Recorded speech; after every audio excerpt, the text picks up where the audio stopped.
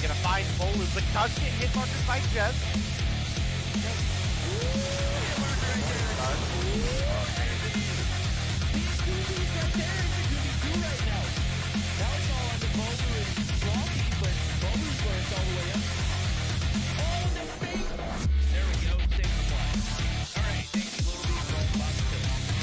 Going up against, they're now all tied up. 1-1. Theo is going to get taken down by Jazz. You can now see Jazz pushing up towards the B flag. Rock that 35 round.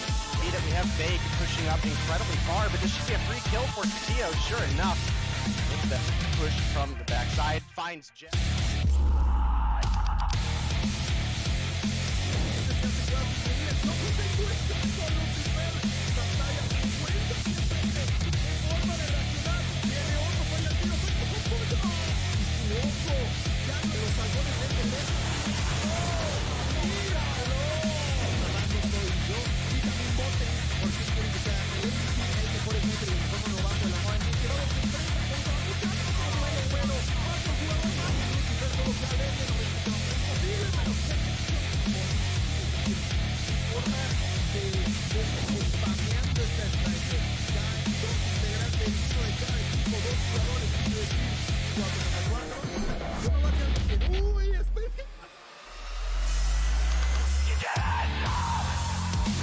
Licença, Tocinha! Pofo! Botão no cofrinho do Limes! Pofo pra cima do Delzinho! Double pofo do craque! Faz clique aí, meu chat! Você tá no YouTube, faz o clipe da jogada! Tomara tá! Um som morto. Vou cravar cima, crava esquerda, crava esquerda. Tem um, só tem real. Vai ter mais um. Aí tem que botar Pode ser agora, calma, segura. Sub-Zero pernambucano. Nossa!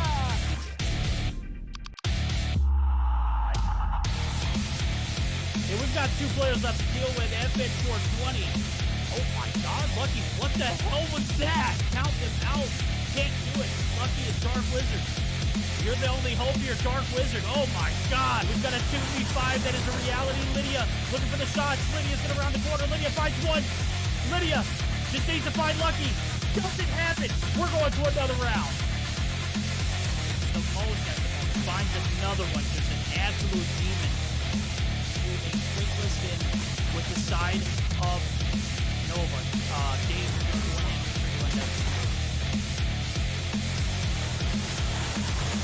People team, there is one A now.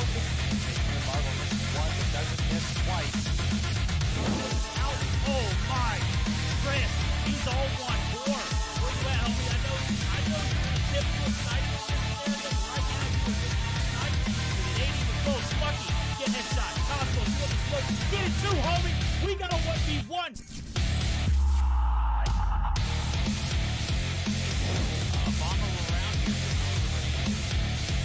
Oh my goodness, Iona! Bro, watch. Extend was left alive. Now it's Iona looking to make Yo, this girl's dirty! Aggressively push up to this degree. Lydia's able to find one. Artem, Misa coming through. What's that? Is that the Kilo?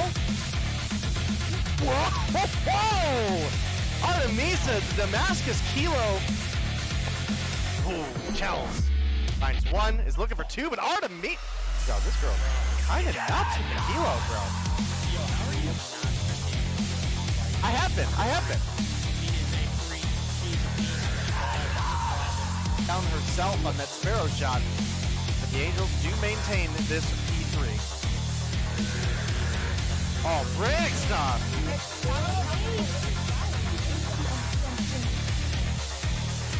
It was looking good for a minute there, Verdict, at the beginning of this round, but it has quickly gone in.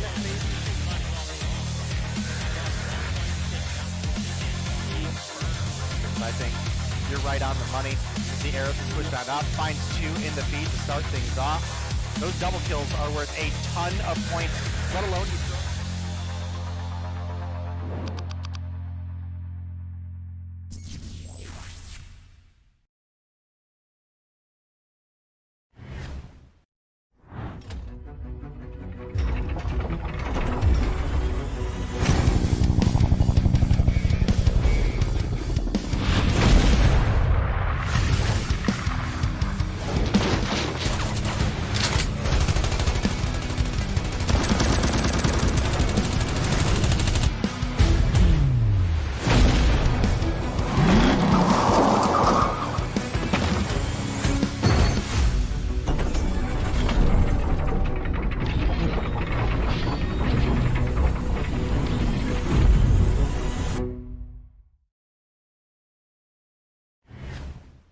Hi guys, and welcome back for Mobile Mayhem Day 6. My name is Diana and I'm your host as always because I really do like being here in EU and being your host.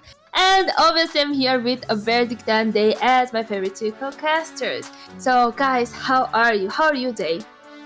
I'm doing all right. Camera will hopefully connect this time. There we go. Boom. Oh, there he is. Got it. I was like, where is he Got at? it. Is he Look here at finally? that. There. Okay. Look at Dapper. Yeah, we're here. Yeah. We're here.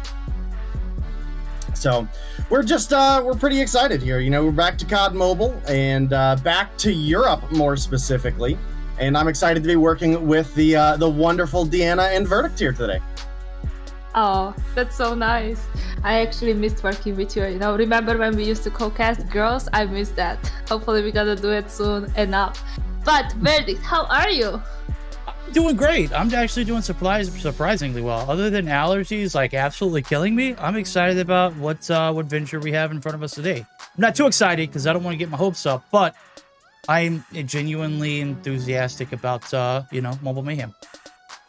Yeah, well, we shall need to be. We shall need to be. How about you, right? Deanna? How are you doing today? How was your weekend? Oh, my weekend was good. I actually started working yesterday at the job, right? And it's just like so weird for me, right? Because in the past 3 years, I was just streaming and now I have a real life job, you know, and reality kind of hits me and I don't like it that much, right? Oh, no. But it's like, you know, I sound so, like, it sounds so bad when I say it. It's like people would think that, oh my god, look at her, you know, she has a job and stuff, but like, you know, it's just such a reality check, you know? Having a job is a good problem to have, though. It is. Yeah, it is. It took me like 4 months to find a good job, like a proper job that I can do it from home, you know? I actually have my PC there, the other one that I got it from them, right? So it's just like, but it's just like I don't really like it as much. But anyways, you know what? We're gonna go over it. It's gonna take me like a couple of days to get used to it. But you know what? I really want to see the standings from last week because last week we did had some DQs because DQ and EU, it's like a synonym. You know, you go in the decks, you're gonna find it DQ and EU. Yeah. Fendi, can you go over the standings, please, to see the points? Absolutely, man. Looking at it, this one, a lot of DQs, a lot of ruptures here in EU, a lot of unnecessary behaviors, but we're midway through the season now. As you mentioned, it's day 6. Kings sitting up top at 80 points. Animus right there below them with 5 points less at 75. A little bit of a drop off as we see Exclusive racking up some points in at 45. They're actually been pretty interesting this season. I think they have a lot of upward mobility in that squad. They drop a big talent in Jay's Day, but they pack a punch with some determination. I'm loving the direction that they're going in. 31ers with 45, 117 with 40.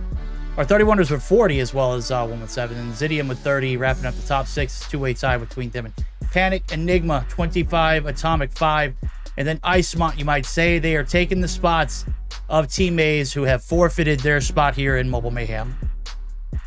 Well, there is no season without a forfeit. So, yeah, it took some time, but definitely these are the points as you guys said. And Dave, can you go over the schedule to see who's gonna be able to actually pick up some points today, if they're gonna not DQ, obviously. Yeah, if nobody forfeits today. Starting things off, we're gonna have Kings versus Enigma for that match 1 spot. Game 2, we'll be looking at Atomic versus 117 Not Found. Game 3, Zidium versus the 31ers. And for that game 4 spot, we'll be looking at Icemont versus Exclusive. The game that you are most excited for? There's no Animus today, which is who I really want to watch. So There's only I don't two know, I right guess answers here. I'm not going to cut you There's off, but there's only two. There's only two. listen, I feel like Atomic versus 117 Not Found has some potential. No, that's not it. And I feel like Zidium versus 31ers has some potential. Okay, so you might have hit something on the head with the Zidium and 31ers. Yeah. We're going to overlook that match because, I mean, genuinely, those teams have been so hit or miss. It's been one of those factors like, hey, like we like seeing them when they do play, but we don't know what we're going to anticipate out of either of those teams. To see them square off is a great thing. The only right answer is Kings because they're up top and they're the best team in the EU currently. And then Icemont and Exclusive. Why is that matchup so playing important? Enigma. Nobody cares. It's just like when Animus comes through and scrubs whoever the next team is that's, you know, on the chopping block. Everybody wants to see Animus play. Everybody wants to see Kings play. Okay, Exactly. that's the competition in the Zidium and 31 matchup might be interesting, but the only two matchups that are the right answer are the Kings and Enigma. That's what I was and talking Icemont about. and an Exclusive. Deanna, tell me why that Icemont Exclusive matchup should be interesting. Oh, because we do have a good roster on the side of Icemont, and I'm actually very, very excited for it. And also, I do believe the map's gonna be very, very interesting too, right? So yeah, definitely. I'm looking forward to see finally JC playing in a team like Icemont, right? There you go. Because he didn't really get the chance to play in Exclusive when he was in Exclusive. Hey, da-da-da-da. That's, I mean, I even dropped context clues for you, bro. I mean, if you look, somebody had to do their homework. Obviously, I did. I maybe read it a little bit too much. I like little storylines. JC got dropped by Exclusive. I saw the tweet on Twitter, and I retweeted instantly. He's an OBJ god. And he's out for a revenge against Exclusive. I don't know if he's going to quite get it. This isn't like CDL. When you get dropped by your team, you don't come back with a, you know, a buff. You know, I think he's going to struggle in that series, but I think it's going to be interesting to see how it plays out. Yeah, and I'm actually interested in see Icemont playing. I do saw the roster. I do recognize some of the players. So hopefully, you know, with their help, it's gonna make it interesting, you know, because when JC was not playing anymore in Exclusive, I remember at the beginning I was like saying, oh, it's such a good addition because, you know, he's like such a good OBJ player, and also, you know, he can help with the kills as well. And I was like happy to see him play. He played just one time, and then, you know, they dropped him, right? And I feel like that was a mistake. Now we're gonna see how they're gonna do. But until now, right, we are ready for Enigma versus Kings versus Enigma, and I'm actually gonna go over the maps very, very fast. We're gonna start, as you can see on the screen, with hardpoint on Hacienda, followed by the one and only first time SND on Express, right? I think it's the first time on EU. And if we're gonna get a third game, it's gonna be a control on Crossroads. So yeah, I'm looking forward for this matchup. I don't think we're gonna go further 2 games, with all due respect, Enigma, but there's no chance. But I'm gonna let you guys cast it, have fun, and I'm gonna be back after. Bye. Okay. All right, you heard it. You heard it here today. How long has it been? It's been a long time coming. Express, Search and Destroy, Call of Duty Mobile. Finally, the day we get the chance to cast it, and certainly it should be an interesting one. We're going to go ahead and jump into our first series, as Deanna's just mentioned. We're about to square off here in Hacienda. Things are about to get a little sideways. We're going to see who's going to be coming out on top, as we will be following this matchup. And I mentioned it earlier, like, it's no disrespect to the ladies and gentlemen over at Enigma. It's just more respect to the Kings over at Kings. You know, these guys are young. They're very talented. They made some roster changes and adjustments here in this season, and it's looking like it's paying out.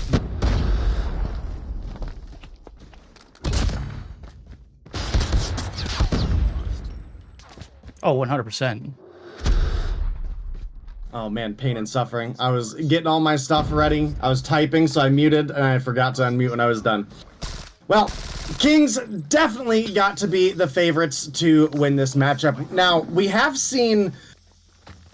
I don't even think have seen life is the right term for Enigma here, because Etsy has honestly been kind of crazy, right? I mean, Etsy has been incredible for this team, but you know, you're up against some of the most talented that all of Europe has to offer with the likes of Kings, the reigning champions. So the big question here is Etsy going to perform in this type of matchup? We'll have to find out. I mean, right now they're putting on 5 kills off P1. Game's literally neck and neck. 2 points separating the two. The explosion there on the vehicle is not going to land a kill, but it is going to be Etsy still knocking on the front door. Got homies right beside him. No, it's going to be a lockdown garage. It's been a nightmare so far for the boys and girls over at Enigma, and they are not looking good. Okay, going to be able to sneak through the side of White, but is going to get shut down instantly. Sekou follows suit as well. Etsy trying to get in the side door as well, and so far it's been no bueno. Marvel doing some God's work here on the yellow Lamborghini, and surely enough, it is going to be 30 seconds in, 30 seconds held. Not a single bit of contest other than what we saw that was instantly dealt with. All right, well, time ticking away, and Kings, I don't think any surprise, have themselves a nice, juicy lead right now, sitting 30 points up over their opponents, and we're getting to the end of this, what we would consider to be the, what's the best way to put it, Verdict? The, we call this a money hill? Are we calling this a money hill? P3? The P2? P2? Garage? Yeah. Yeah, Garage is definitely the biggest money hill on this map. I mean, it hasn't been as recently, but it's only just because there's, you know, several ways to get the access point, and teams are finally starting to figure it out. You just can't push one by one.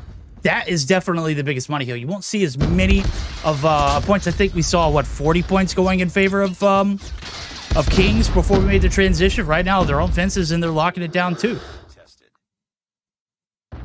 All right, well, Enigma, they've definitely got something rolling here. Gone actually having a really strong performance right now. 10 kills deep. Etsy sitting on 8 as well. But Marvel is the one frying like a dang champion, man. We're talking 14 kills on the board for this madman right now.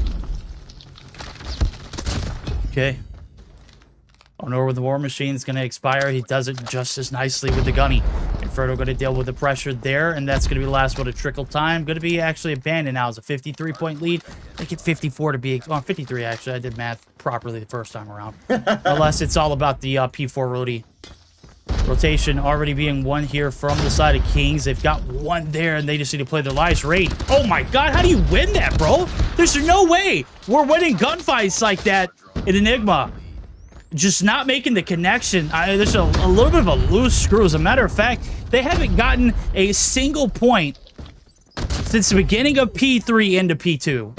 I don't know what's going on right now. It started close. It has not been close. They got a decent amount of contest time, too, and a little bit of a trickle break that went through on the back end of Garage. Into the blender they go here, and honestly, into the so far. All right, into the blender is right. You're going up against some of the best that Europe have to offer. Right up there, again, reigning champions. So as of right now, we got to count this as the #1 team that Europe has to offer. But, you know, Animus are right there on their tails as well. And now here we are in a 100-point lead for the side of Kings. Enigma, can you guys bring it back, or are we getting ready to check on out of this one? If I had to guess, Kings probably win this one in 2-0 fashion. Kind of why I didn't really put this matchup as one of my top matchups of the day, right? I was looking for matchups that have the potential to be close, the matchups that have the potential to be incredibly exciting. I completely agree with you there. Normally that's how I handle this process, but today I got a little, spunky with it. I just want to give the people what they want. They want to see Kings. They want to hear them as well. We're going to go ahead and jump in. P1 to P2 connection. 30 seconds away. Let's see how this rotation sounds. time, guys. Get the time. Get the time. Go outside. One top pizza. One top pizza. Let's go. Let's go. Yeah, one top pizza. Close to me, pizza. One lobby. One is lobby. One is Got him. One. I'm gonna check driveway.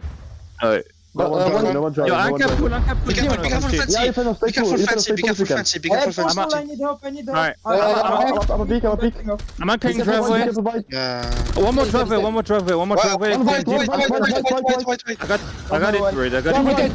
Two white. Red, you can push. White. White, one top, dead. I'm bottom lobby. One is behind the Lambo. I'm putting my waist on. Okay, nice. Let's do. I still lobby. Only go white. I'm holding. Close. I need trophy. Inside. Oh, two more outside. Plug on me. I need it. Driveway car. Back spawn. Driveway Yeah, back. driving all the way back deep. All the way back deep driveway. Deep driveway. Oh my god. Yeah, deep driveway. Nice. Nice. I'm with you. Popping man. There's smoke in the front. There's smoke in front. let's I put trophy in the smoke. I put trophy main too. Two on the Lambo. I got one of them. One of them dead. One of them dead. Okay, I'm One side dead. One more on side. Alrighty, a little bit of a curveball being thrown right now. A little bit of a backlash, a little bit of fire back, a little bit of breathing room here. Not necessarily though. Still going to be a 100-point lead gap covering these two teams. And if you're looking at my screen, chat, yes, that animation is completely bugged. Okay, I think it finally disappeared. It looked like the grenade logo. No, it's still there. Nonetheless, I gotta say, I don't know if you got to check it out. Comp sounded great, but that Wilson driving abilities, marvel. Finessing the whip. Doesn't get very much out of it, though. Doesn't get very much out of it, but definitely a huge lead coming through right now out of the side of Kings, right? And we're still talking a 100-point lead between these two teams. And man, this is about the domination that we expect out of a team like Kings. So can't say I'm too shocked here, but there's opportunities where Enigma can still come to life a little bit. This wouldn't be the first time, especially in Europe, that we have seen a team perform better than we expected them to. So I've got high hopes for Enigma to maybe at least bring a little bit of excitement to the remaining portion of this game. Gone is the one player that's like truly keeping up with everything going on in the game right now as far as the slaying power goes. So, you know, we got a desire, we've got a fire in this team, but they might just need more time practicing the gun skill. Yeah, you know something, that's not something that you can really practice, right? You either have it or you don't. I mean, the talented, the skill players, they have been, you know, on top of this game since the jump. You know, you look at a player like Inferno, he's had the most immaculate gun skill as far back as I can recall. Marvel, you know, just the same. There's a lot of things you can teach. Gun skill isn't quite one of them. Awareness is. Right now, they, you know, should have been a little bit more aware of digging themselves, or putting themselves in holes they can't necessarily dig themselves out of. Right now, Blurtwood shutting this one down. Plenty of time to do it here in P4. Nonetheless, a contest comes through. It might be chalking it up to a P1 reset just another time around. There goes one of those seconds. Another one just comes through, so it does look like we are not going to close it out here on Rock. And so far, it's been so good. Kings, not necessarily the best set of hills of the second go-around, but hey, I mean, it's icing on the cake here. Everything after this is, you know, it's chalked on the right-hand side of your screen. Yeah, I think chalked is a light way to put it. I mean, we're 7 points away from victory for the side of Kings, and I don't necessarily see that changing anytime soon. You know what I mean? That's gonna be a Kings win coming through, and no miracle here to save the side of Enigma. Oh yeah, you need more than a miracle day. That was a brutal one off the rip. I mean, you dig yourself a big hole, well past 6 foot deep. And you expect yourself to jump out of it. I mean, at this point, you're looking at Kings were up top, man. They were absolutely letting them have it. I could just imagine, like, all the Kings up top, the hole was so deep. I'm pretty sure somebody threw the lotion in the hole and said it puts the lotion on its skin. This one, wow, just got an absolute... You like that? Yeah, that was good, right? It took a little bit of forming, that's but pretty good. That was pretty spicy. I mean, we're starting off for a little right foot. I said I'm pretty excited about today. 35-13 raid. He was certainly excited as well as Marvel. We saw him best Wilson driver in all of Call of Duty Mobile, by the way, chat. 34-17, he was whipping that Wilson. I honestly can't believe the Wilson is not banned. Yeah, right. Like if Yeah. we're gonna be real here, like we banned Goliath, but not Wilson. Hey, At least you die if you die in the Goliath. Right? true. This is true. Oh man. Oh man. Yeah. Plus we talked about the EMP value. We haven't exactly seen an EMP into a Wilson yet. I would imagine it destroys it, but I'm not guessing either, you know? So. All right. Well, gotta see it. Gotta see it. Guess what else we gotta see? Is Express. We've been bickering about this map being added to Call of Duty Mobile after all the maps they've seen tossed into the competitive play, Takeoff being one of them.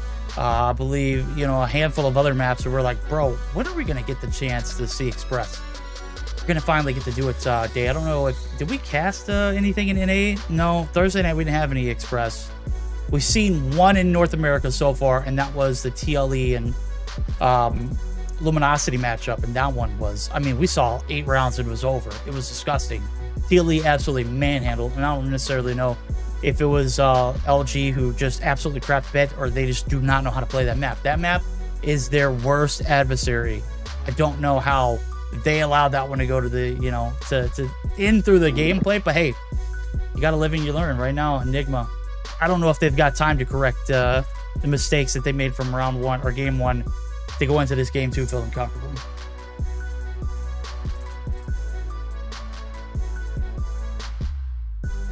I gotta agree with you there, but you caught it. Yeah.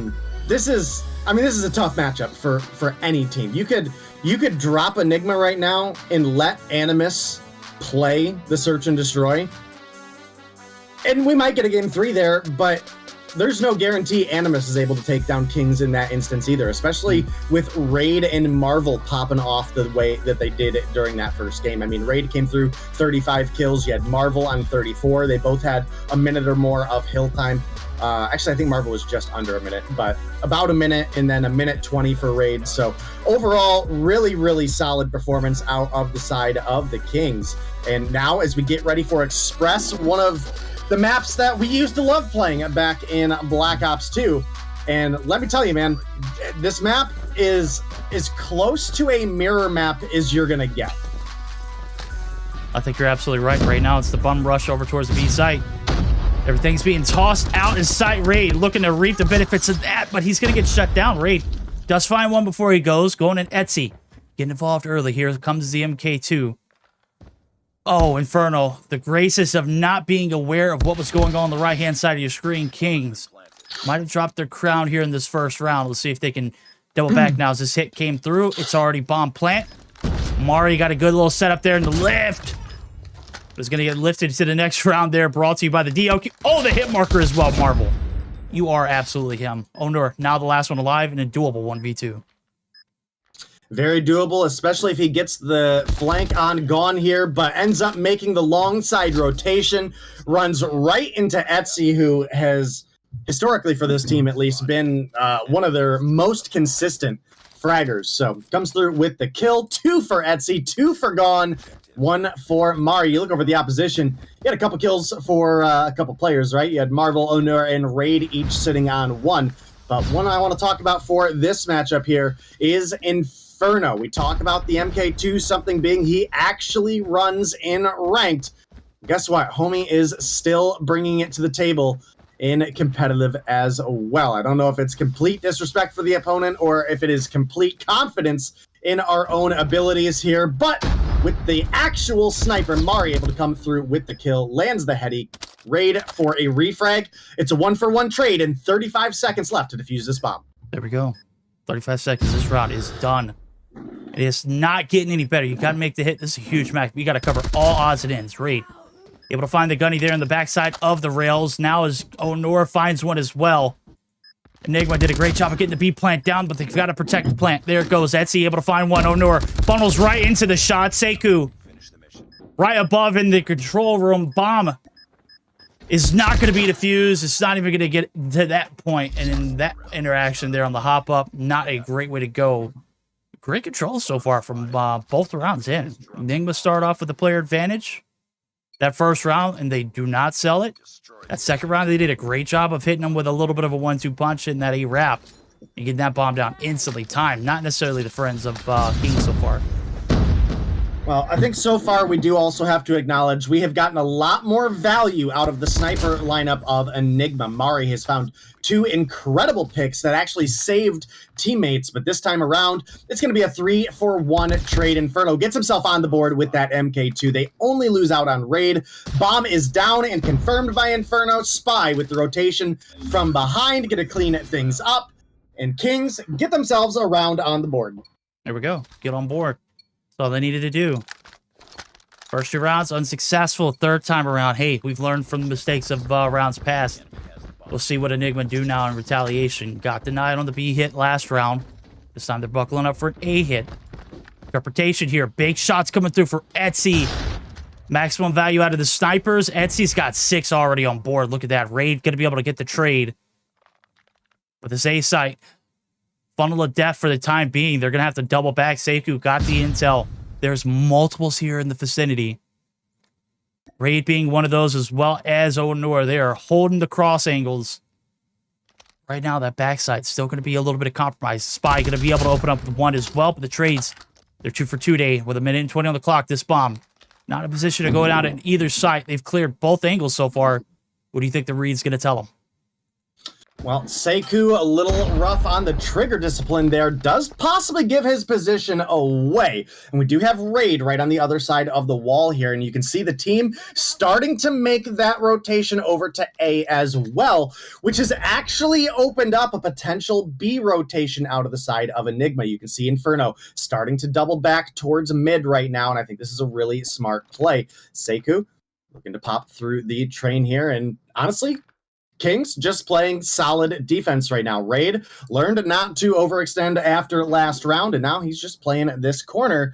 And, well, it could go either way here, but Sekou rotating in behind him right now, doesn't see the gun, has got no information on where his opponent would be, and here comes the run. Raid gonna find a 3-1. Raid switches over to the heady.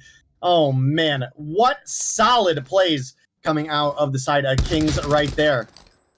Ooh. A little bit of screen shake as well. Man, this one, like,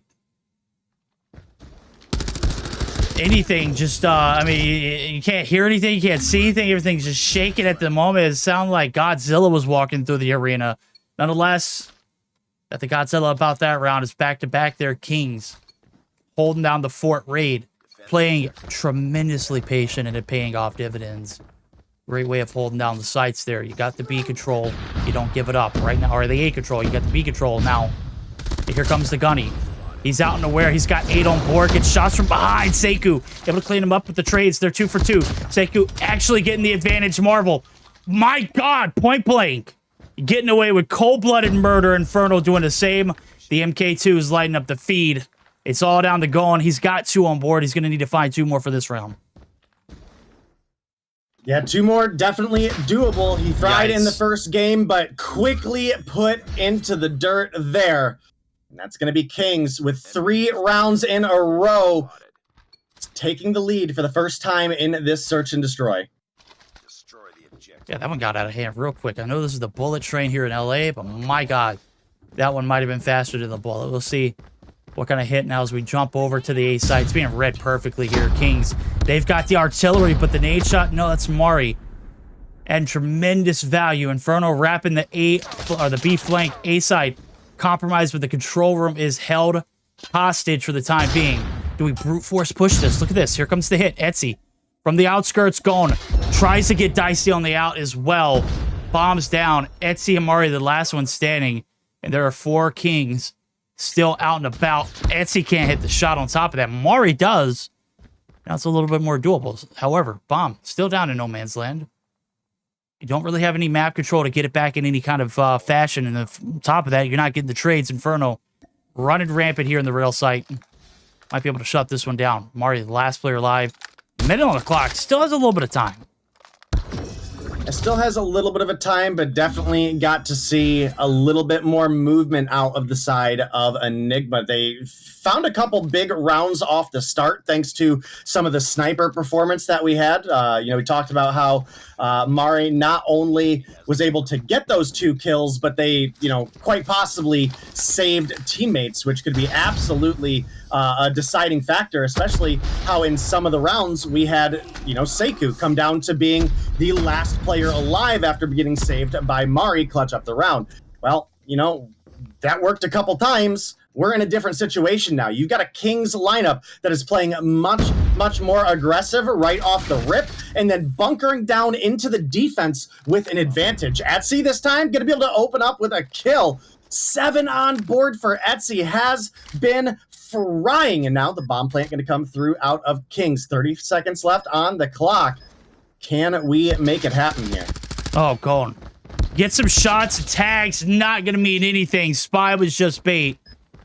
And both players fall for it. Seiko able to win the gunny up close. Marvel finally starting to get in the equation. He was off on a crazy off angle, playing a little bit of insurance.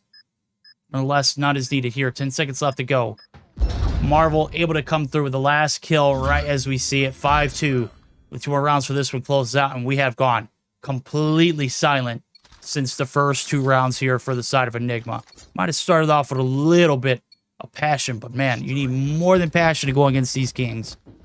They're certainly bringing their A1 performance after the first 2 rounds, bro. Yeah, I mean, that might be the understatement of the broadcast here, because Kings have been absolutely tearing it up. Kings have not been offering anything to their opponents as far as any sort of free ground. You can see Onura capitalizing there on a kill. It's now a 3 versus 2, and bomb is in the hands of Spy, and we know what a methodical player Spy can be. One of the most respected players in all of Europe, if I do say so myself. And 6 rounds in, 8 rounds in, 6 points on the board for the side of Kings, looking like they're getting ready to walk away with a victory, possibly here on this round. Yep. Good end to here. Kings been flawless past 6 rounds. No signs of weakness since they turned the Jets on. Can't fool this team more than twice. Here we go. The hit is on. It is towards the A site. 3 players left to kind of shut it down. Etsy from the back line. Going to be able to find 1, though. The trades are coming through. 2 for 3 style. Bomb down, however. Kings need to recover. You've got a crazy off angle being held here from Mari. He's got sights on the control room. He's got sights on 1. The wall bang hits. It's just like that. We got an even game. Bomb is going to be collected. We'll see it go down. Raid might be getting hit right here, but it's only for the 1 shot. He stays alive. Etsy, however, taking down the King and Marvel himself. And all of a sudden, this looks like a much more doable situation. Etsy eating some bullets left and right. Topside control here going to be maintained here from Raid. Bomb's certainly going to be compromised, so Enigma don't quite realize it. Raid wants to gunny. He's going to get it. Almost gets shot, making the mantle in. Nonetheless, 20 seconds left. Mari gonna be bold with it. Oh my god, turns on him. Raid almost gets the gunfight, but Mari, in a split second, able to get the turn and burn. The flick was absolutely immaculate in a 6-3 lead. Still in the hands of the Kings, but man, oh man, Enigma. A little bit of fight back here in these later rounds. Yeah, like I said, this is a team that has potential, but they don't have the experience that we bring to the table when we're talking about a lineup like Kings, right? And that is, no meaning to be disrespectful. It's just, it's kind of the reality. Yeah. Kings is a lineup of players that are very familiar with the competitive scene. They're very familiar with being at the top of the competitive scene. So it's a tall order, to say the least, for Enigma to make this comeback happen, especially this late into the matchup, right? I mean, hey, anything's possible. This one's not over with just yet. Just a minute ago, we were talking about it being a 7-2 victory, potentially. Everything was flawless going into it. I'm not saying that it's still not a flawless performance out of the Kings. Nonetheless, it's just right now they're not being able to shut it down. Inferno, last player alive. There's not a little bit of a hop spot right there. It's going to be able to collect it. Let's see what he can do with it now. As both players turn for the attention, they know exactly where it's going on to hit. Inferno not as swifty as he wants to be. There it is. Give me the heady. Give me the two-piece. Sekou says absolutely no, not. We've got ourselves an interesting search or destroy now. 2 rounds in a row on the back end here. Looking a little better for Enigma. They're starting to get their wits about them. And so far, they've been pretty rock solid. Yeah, 4 rounds on the board. Seems like they might have found a way to get this momentum rolling, but there's still a very tough opponent that you've got to play off against here in the likes of Kings. I mean, you can't make a mistake here against Kings, and that's just not something that you can afford position-wise to be in. So if they make a comeback here, I would be beyond impressed. Yeah, but I'm just not thinking we're seeing a game 3 here, Verdict. I don't think there's. I don't think so either. Yeah, I think everything just left the window here. This A site abandoned. Nobody there. First blood goes in. Bombs have been planted already. Enigma trying to get back into the swing of it. They are not having any luck this one. The plant, the setup, it is perfection. Inferno being able to find one. Etsy trying to get a little mixy with it. Going actually finds one on the back end. Etsy shuts down. Mari is down as well. And with 3 kills on board, it's a 1v4 here for the man in Gone. Not going to be able to fire a single shot before he is shut down. And just like that, I mean, you said it earlier. I don't think we're seeing a map number 3. It's for obvious reason. Got to give it up to the boys over at Enigma, though. It was a hell of a fight back towards the end. Just, you know, can't afford to make any mistakes. They made one, and it was lethal. Yeah, I mean, ultimately, when it comes down to it, it's a team that has plenty of experience versus a team that's got the experience, but not at the peak of gameplay, right? And I think that's a factor that you have to constantly be taking into account when you've got Inferno on the board, right? I mean, even when the Tempest still isn't really meta, right? It's just we see it more because of the limits to operators. But even when that wasn't the case, you had Inferno bringing out the Tempest not only for the reason of countering things like the Goliath, he was good with it. Raw for the fact he was crazy with it. Yeah, It was crazy. It's a different level of talent here. Oh, different level of talent. We're gonna take it back to another different level of talent.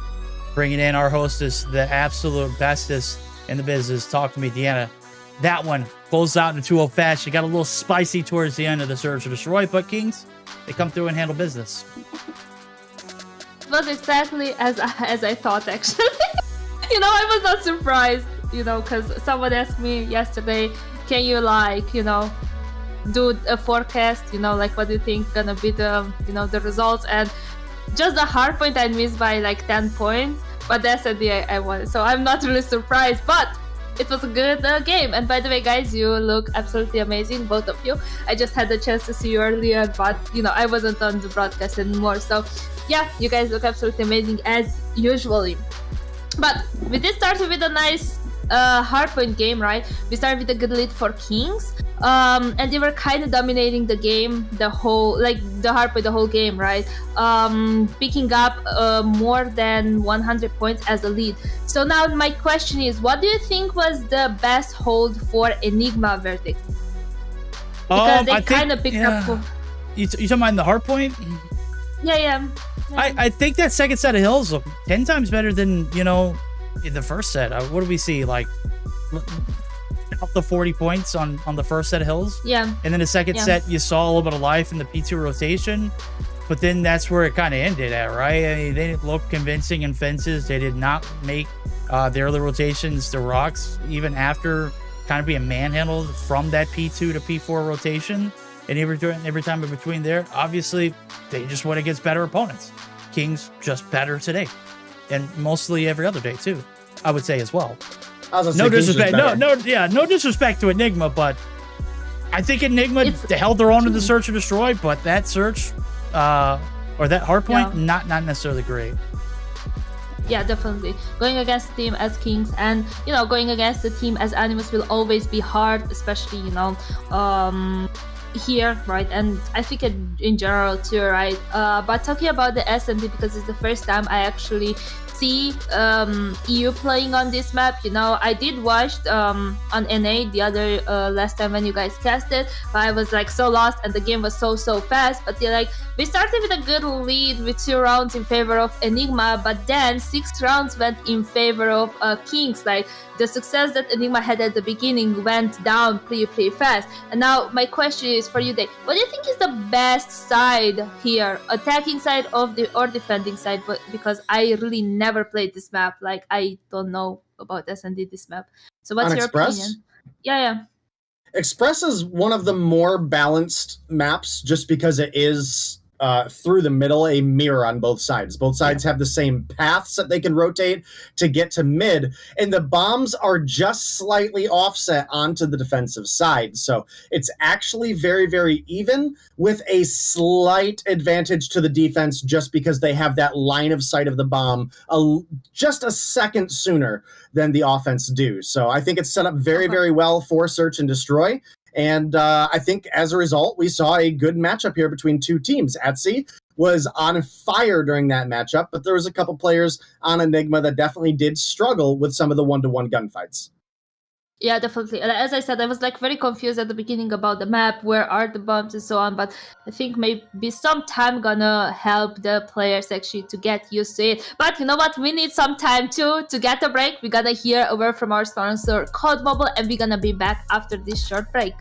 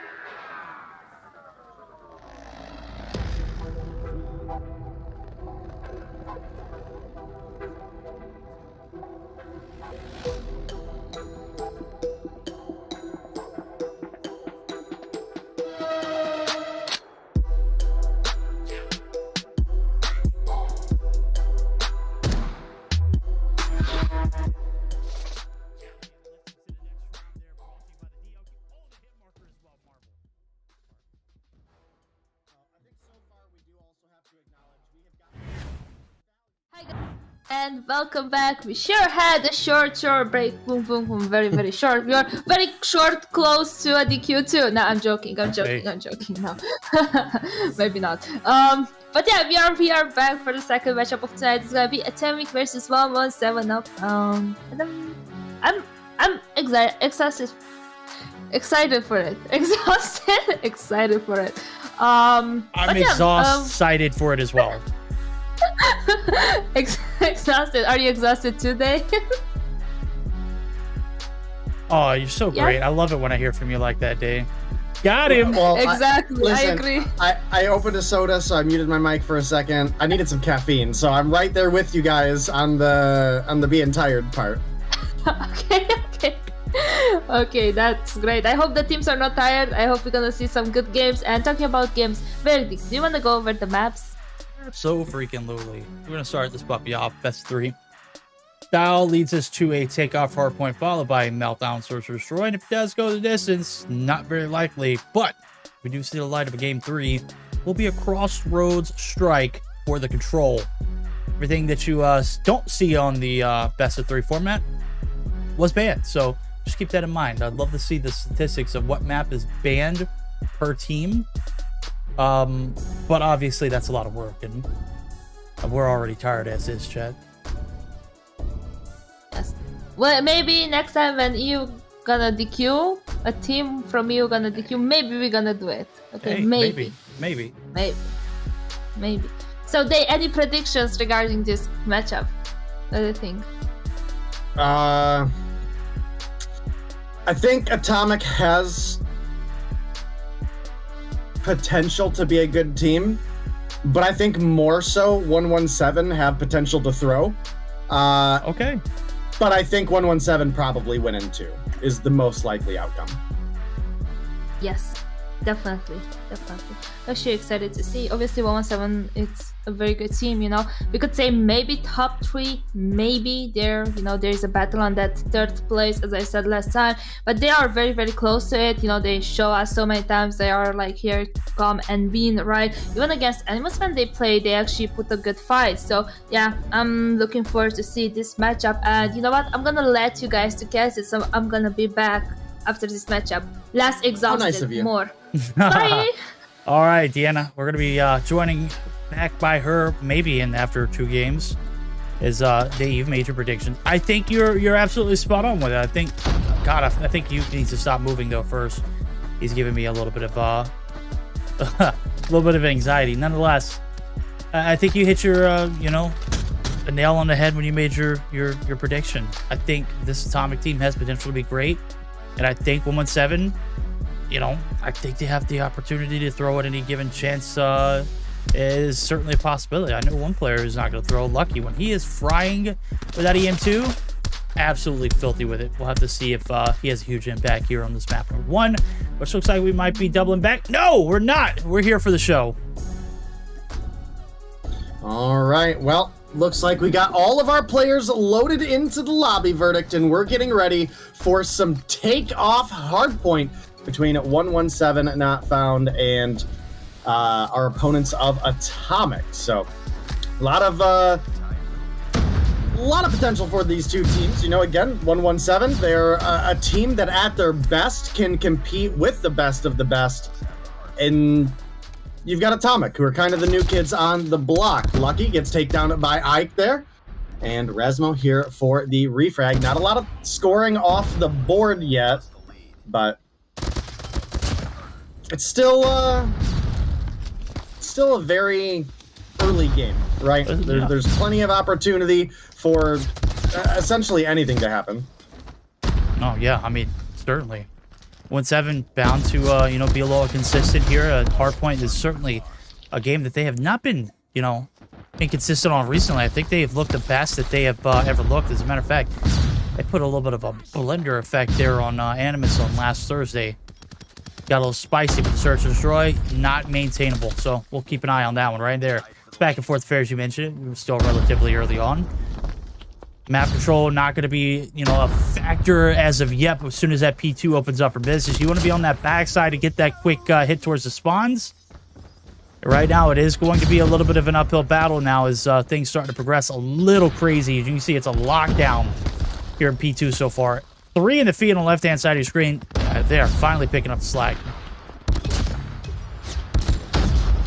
Yeah, you are absolutely right there, Verdict, and this is still an early game, right? Where we're looking at a P2 hold right now that is going very, very well for the side of 117.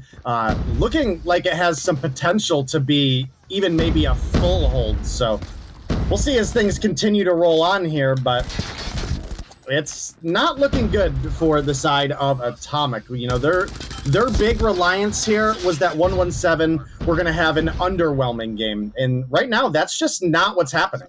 No, it's not as well. You know, you mentioned it. Consistency needs to be on point here for 117. And the name of the game so far has been very fluid. Killing in there for a little bit of a contest. That's exactly what you need here on the last little bit of trickle time. Obviously, you don't want to get this one too far out of hand. Backside spawns now here for the secret site. It's Wavy. He's on a one-man mission. Not going to be able to get the job done. Now we're back to square one. What is huge spawn? What was that? This is about as crazy of a spawn as I've ever seen. No, it's takeoff. It could be a bit unpredictable. He gets the braces of having the good side rotation, but just like that, 117, they earned it the hard way. Nonetheless, they've got it to show for it. All right, well, we've got big opportunities here for Atomic to find themselves back into the board, but it's going to be difficult. P3 and P4 are where things can kind of start to take off, so I think that is, at minimum, an important thing to make note of. And, you know, P3, actually really solid for Atomic. Look at that. They're right back into the game now.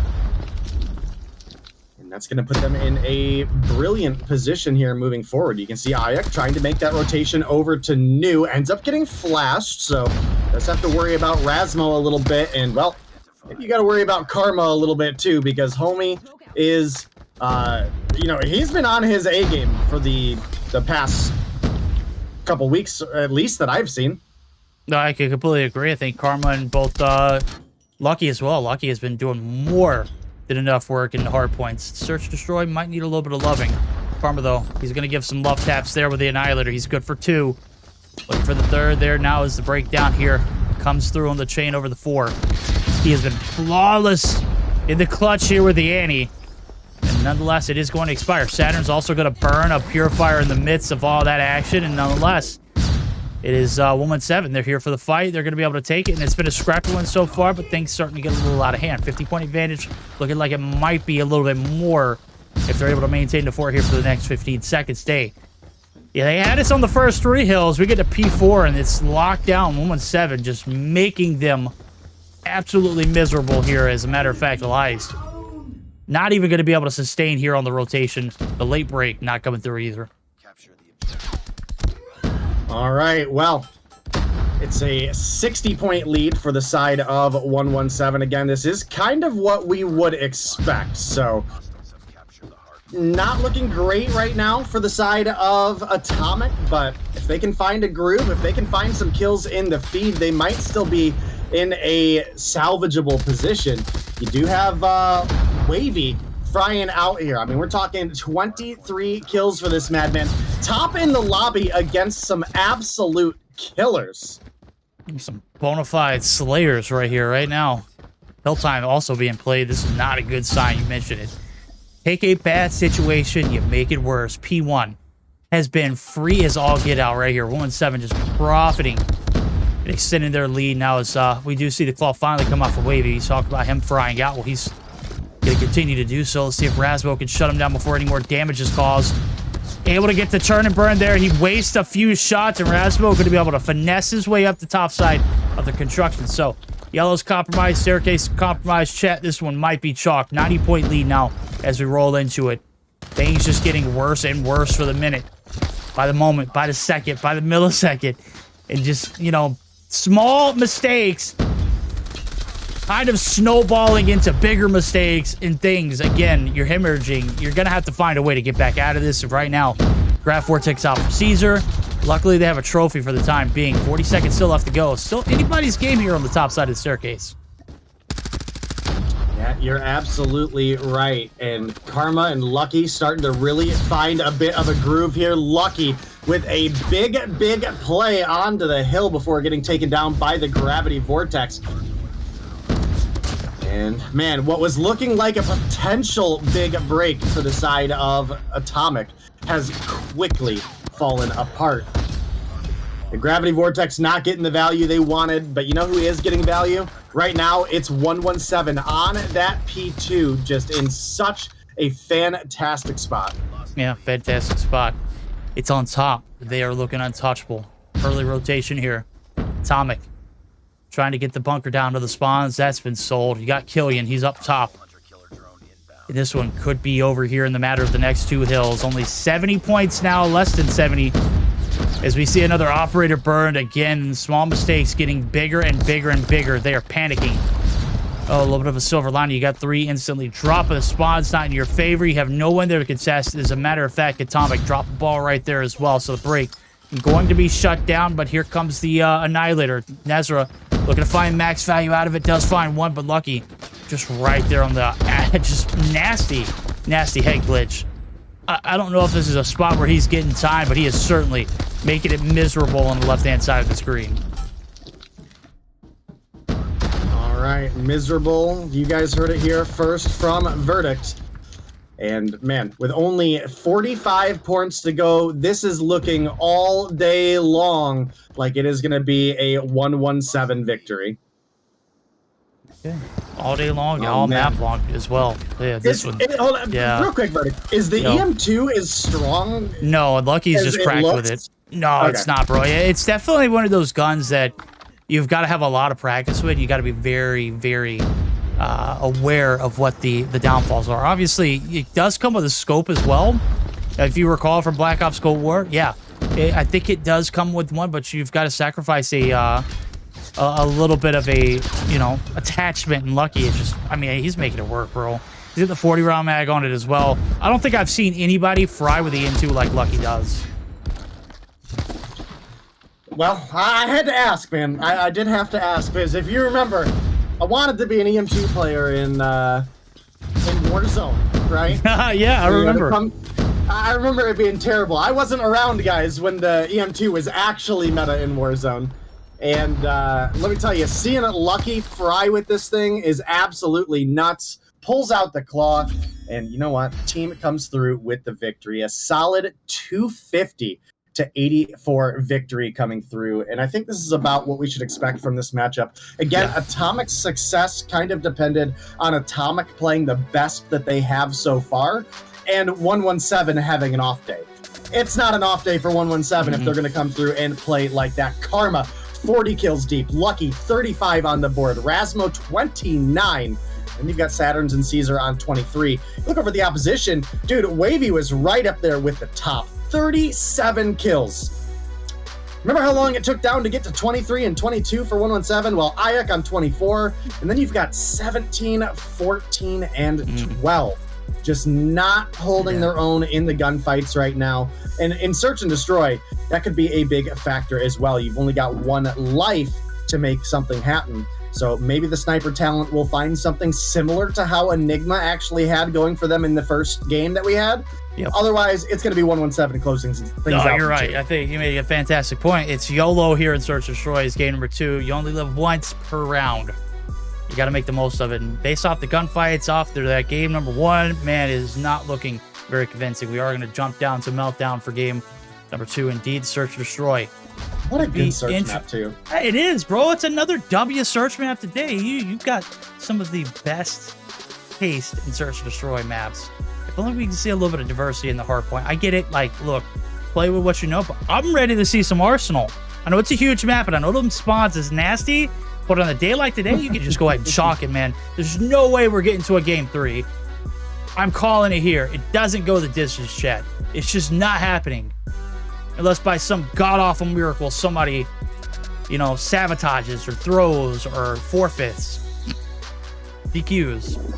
Kind of true. Yeah, it is EU. It's bound to happen to some point, I do fully expect a handful of 2-0s today. Okay. What's a handful? Like, if we're gonna- Because I know a if few we're is gonna be 3. You know, a couple is 2. You know, what is it? More games do we is have today? 4. Yeah, we got 4 matches today. Then 4. Okay. A handful, I guess, could be up to 5, right? It's technically guess. one handful is 5 fingers. I don't know. Brilliant breakdowns All right. from Denominator and Verdict, chat. Just one of those days, man. Yeah, Just it's one of those days. We're hanging in there. That's all that counts. You know, that's all that matters. So go ahead, spam that puppy. Let's go. Chop chop. Let's get into game 2. Everyone's ready to go. We're certainly ready to go. We're certainly ready to get this one over with as well. Search and destroy. Is it going to be Atomic's friend, or is the side of 117 going to make it a very, very swifty day for EU yet again? Another sweep across the board here so far. It's been 2-0s. I think the weather forecast here in Meltdown is, just as likely for another 2-0. Seems reasonable. It seems like a reasonable statement right now. We are waiting out one player from Atomic to connect, and we'll get you guys into the game. Man, I'm just all over the place right now. Definitely, excited to see more of the EM2. I kind of thought last week when I watched it happen that I was just Lucky was just trolling. No, homie's frying with the EM2. He's cooking. He did it against, never mind. We're going to go back to the lobby. Just kidding, chat. Nothing to see here. We're going to go ahead and bounce back. Nothing happening here as that 5th player did not happen to load into the lobby. It's going to give us a chance to catch our breaths now as we are going to get ready for it in game 2. Possibly the last game of this series. 117 fried him in the hardpoint. Chance for success here in the search and destroy. I think it's still very doable. Atomic certainly show a little bit of prowess when it comes to these search and destroy maps. And, Meltdown, it could be a lopsided affair at times. We'll see who gets the better of the lopside, though. All right, well, we will certainly see as we hopefully will get all the way into the game this time. A little unfortunate that we have some connection issues, perhaps, with one of the players on Atomic. But even then, I don't think that is a factor in the match that we're having, right? I don't think... in any stretch of the imagination, it's a equal matchup. You're going all the way out of your way. You're going all the way out of your way to say that they suck without saying that they suck. No, just 117 are playing really well right now. All right, I think I agree with that. I agree with that. If you look at that first map, their rotations were incredible. Their balance of operator use was great as well. That's good, strong play out of a good, strong team. And again, kind of our win condition for Atomic was that 117 have more of a butting heads kind of feeling like we see out of them sometimes. That's not going on right now. Nope, that ain't going on. Just what? This one's not going on either here. Second time around was not the charm, chat. We are prolonging the inevitable. It's certainly about to go down here. It's our last map of this series. Potentially in quotations with asterisks and question marks and exclamation points, all of the above. Certainly going to be at the end of that statement. We're just basically trying to figure out what the problem is here. Somebody's clearly not loading in for Atomic. I believe in map number 1 we had that same kind of issue, but the first time they actually were able to load in the last second. So we're not letting this one go that far. Atomic not able to load into the lobby for the time being. Hopefully we'll see it as a third time's a charm. We'll be able to deliver some A1 gameplay to you all.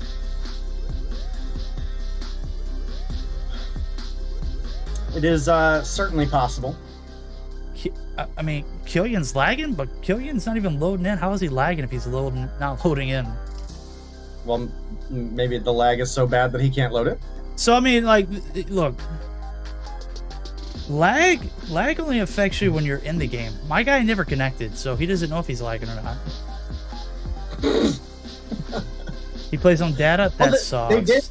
They did play the first game, so it is possible. Okay.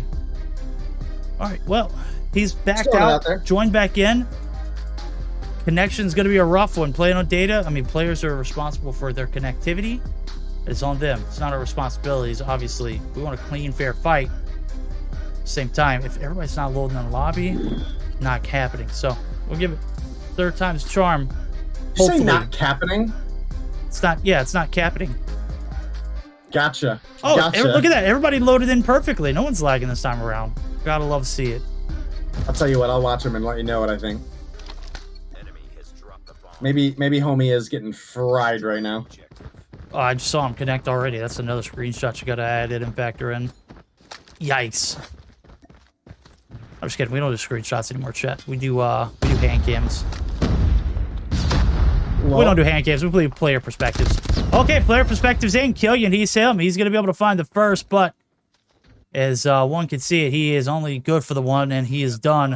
Nezra trying to flirt here on the backside. Oh boy, Saturn's gonna catch him on the gear site. You gonna be there for the trade. Woman 7 cleaning up house here. Meltdown. Already getting a little spicy. Already getting a little nuclear. This one starting off 117. Bringing their A game. All right, well, one round on the board in favor of 117. Again, I do believe we expect this one to be over in 2, but maybe some sniper performance out of the side of Atomic can come through. I actually feel like I remember seeing Nezra hit some crazy good snipes. Also, Wavy was so on point during that first game, and Mans is bringing the Rytech to the table right now. Not something we see a ton of, but definitely something that can make use here. Rasmo coming on up. Shorty switched for Wavy. Switches back to the Rytech. Maybe just take the second shot with the Shorty there, but Rasmo gonna find one before getting taken down. Aya, can you find the ace, though, is the question. Oh, questions up. Back shots are in 2, but god damn, Karma gets absolutely railed.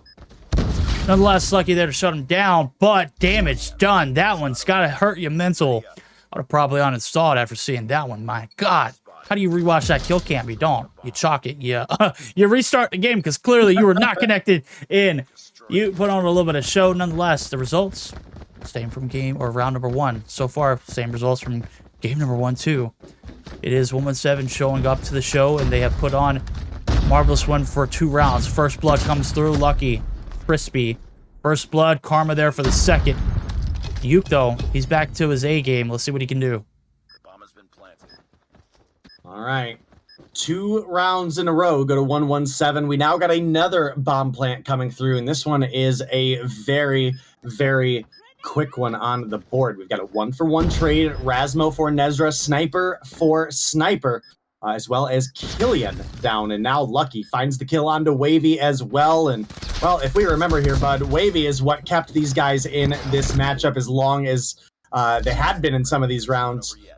Not going to happen this time around. 3-0 for the side of 117. 3 more rounds of their offense coming your guys' way before we switch sides and give Atomic a chance to maybe get back into this matchup. We'll see. I mean, you got a long way to go right now. B hit, not necessarily been defended properly. As a matter of fact, we're going to go right back to it. Rasmo gets opened up for first blood. But the trades are there. Saturn's going to be able to shut down Yuke, the top frag. Wavy, he is head for the hills. He's ate a bullet 1 too many so far as he's got a donut on his plate as well. So we'll see if he can get his dust off his shoulders. This Rytech, I saw it. The clip, it was a nasty 1v5. He clutched up, but he didn't win that round on Twitter. Let's see what he can do here now as he's in a little bit of a position to go ham. Sanders, he's going ham. He's going to be able to find his 4th. Lucky, gonna be, oh God. Lucky gonna be finding one as well, but Wavy. Swifty here with the Rytech. The scope is something nasty of quick. The damage, I mean, he's deleting them right now, Day. Saturn's and Karma, or Saturn's and Lucky, the last 2 alive. Wavy, can he do the work? 11 seconds, got to make the hit happen. This one's going to be over. I think he's lagging too. This one's not good. Maybe it's us. Maybe it's him. Lucky's not. 4 rounds in a row. There's no luck needed on this one.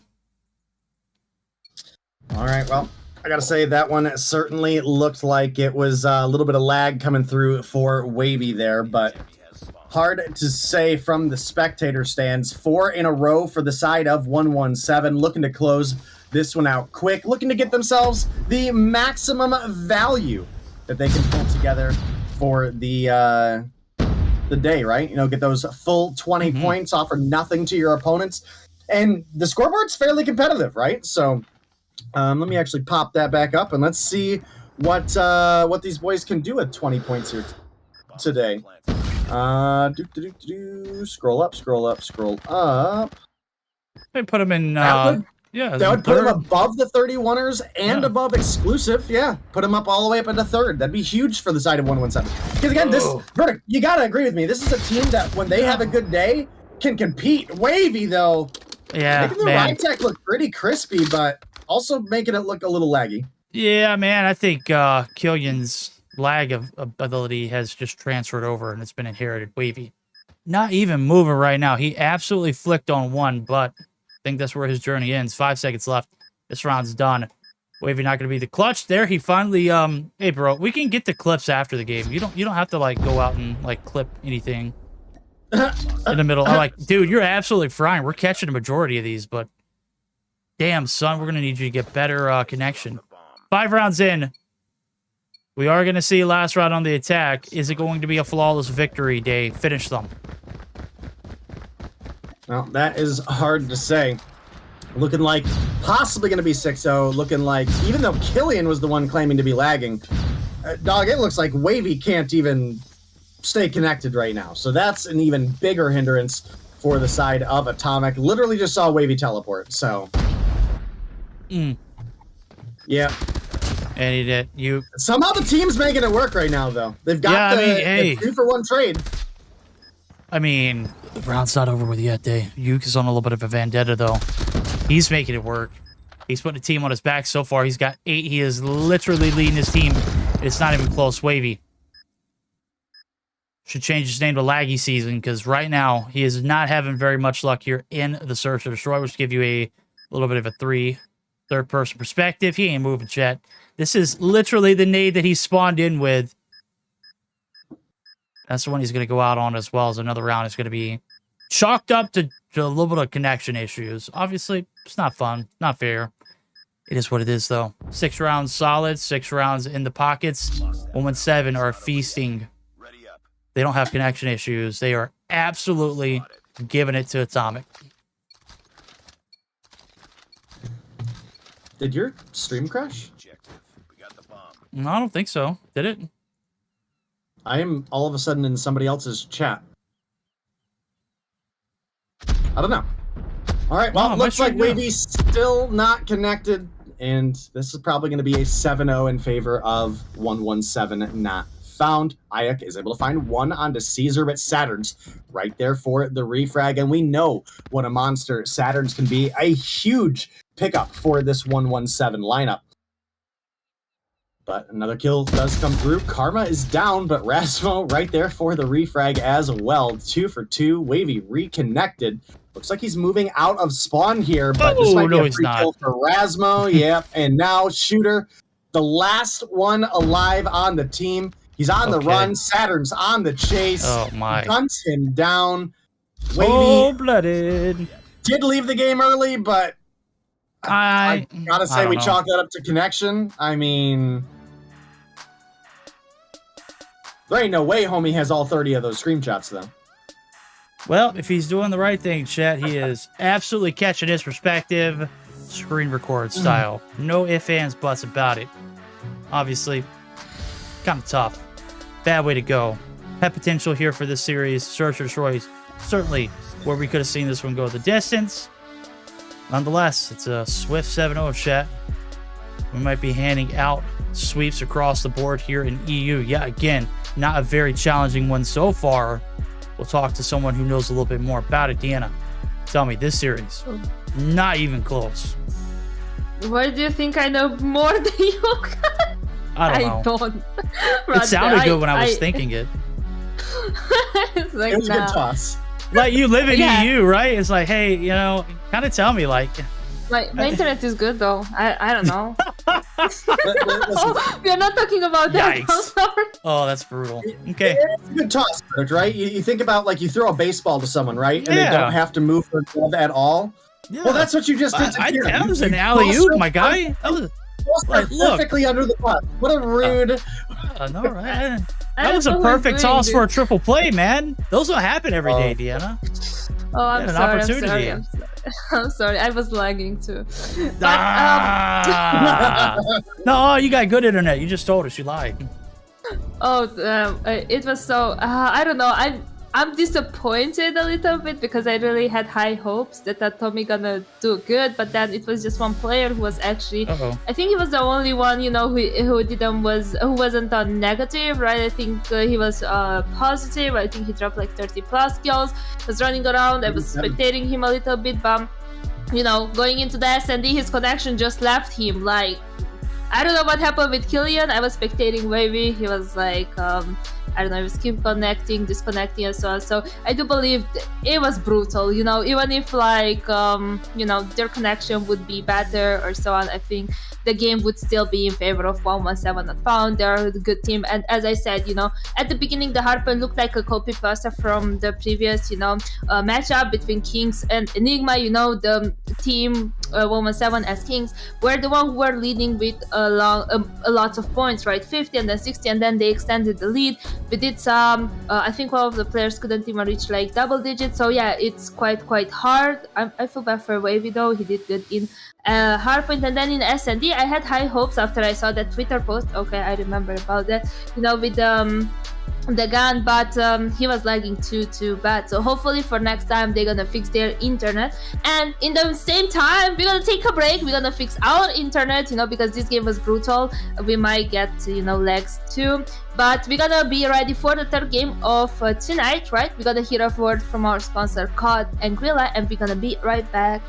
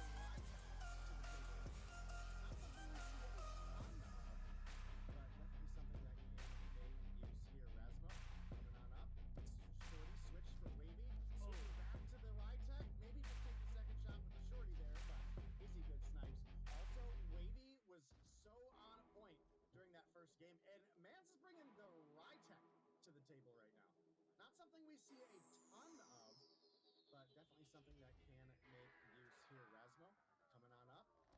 Shorty switch for Wavy.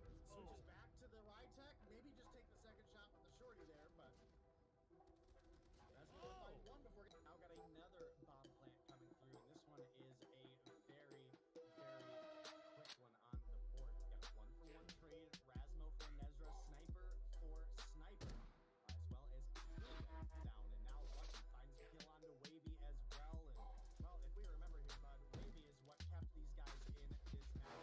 Something nasty of quick. The damage. Hi guys, and welcome back. We did have a short break. I really wanted to listen to Tella singing. He did sing. He was singing a good song. I think Jazz was helping too. That was actually cute. You guys should do that more often. But we are here, and until now, no DQs. And we are in the second half of this.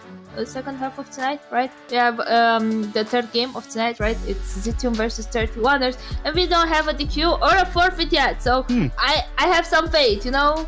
Why would you jinx it like that, though? I mean, don't know. for obvious I don't reasons, know. eh? God.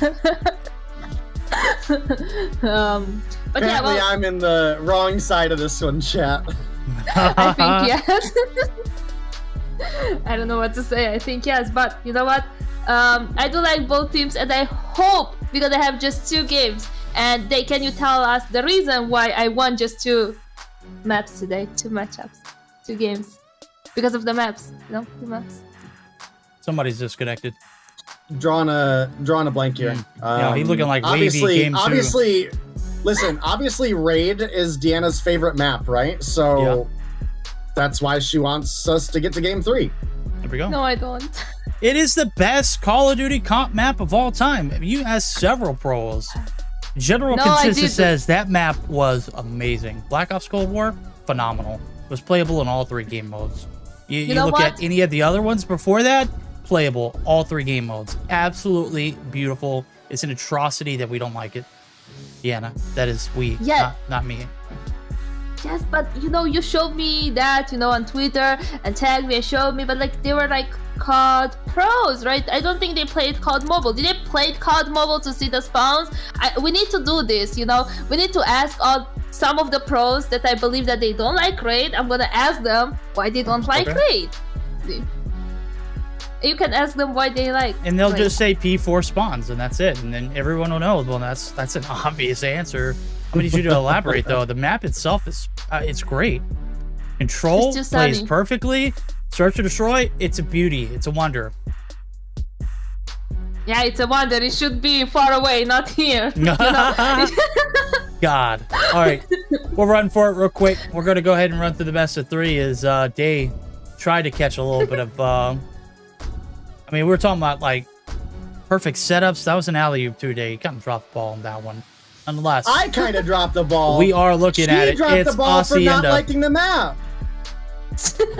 Which is bad too, you guys. know what? I'm gonna have to agree with them on that one. That is a very valid point.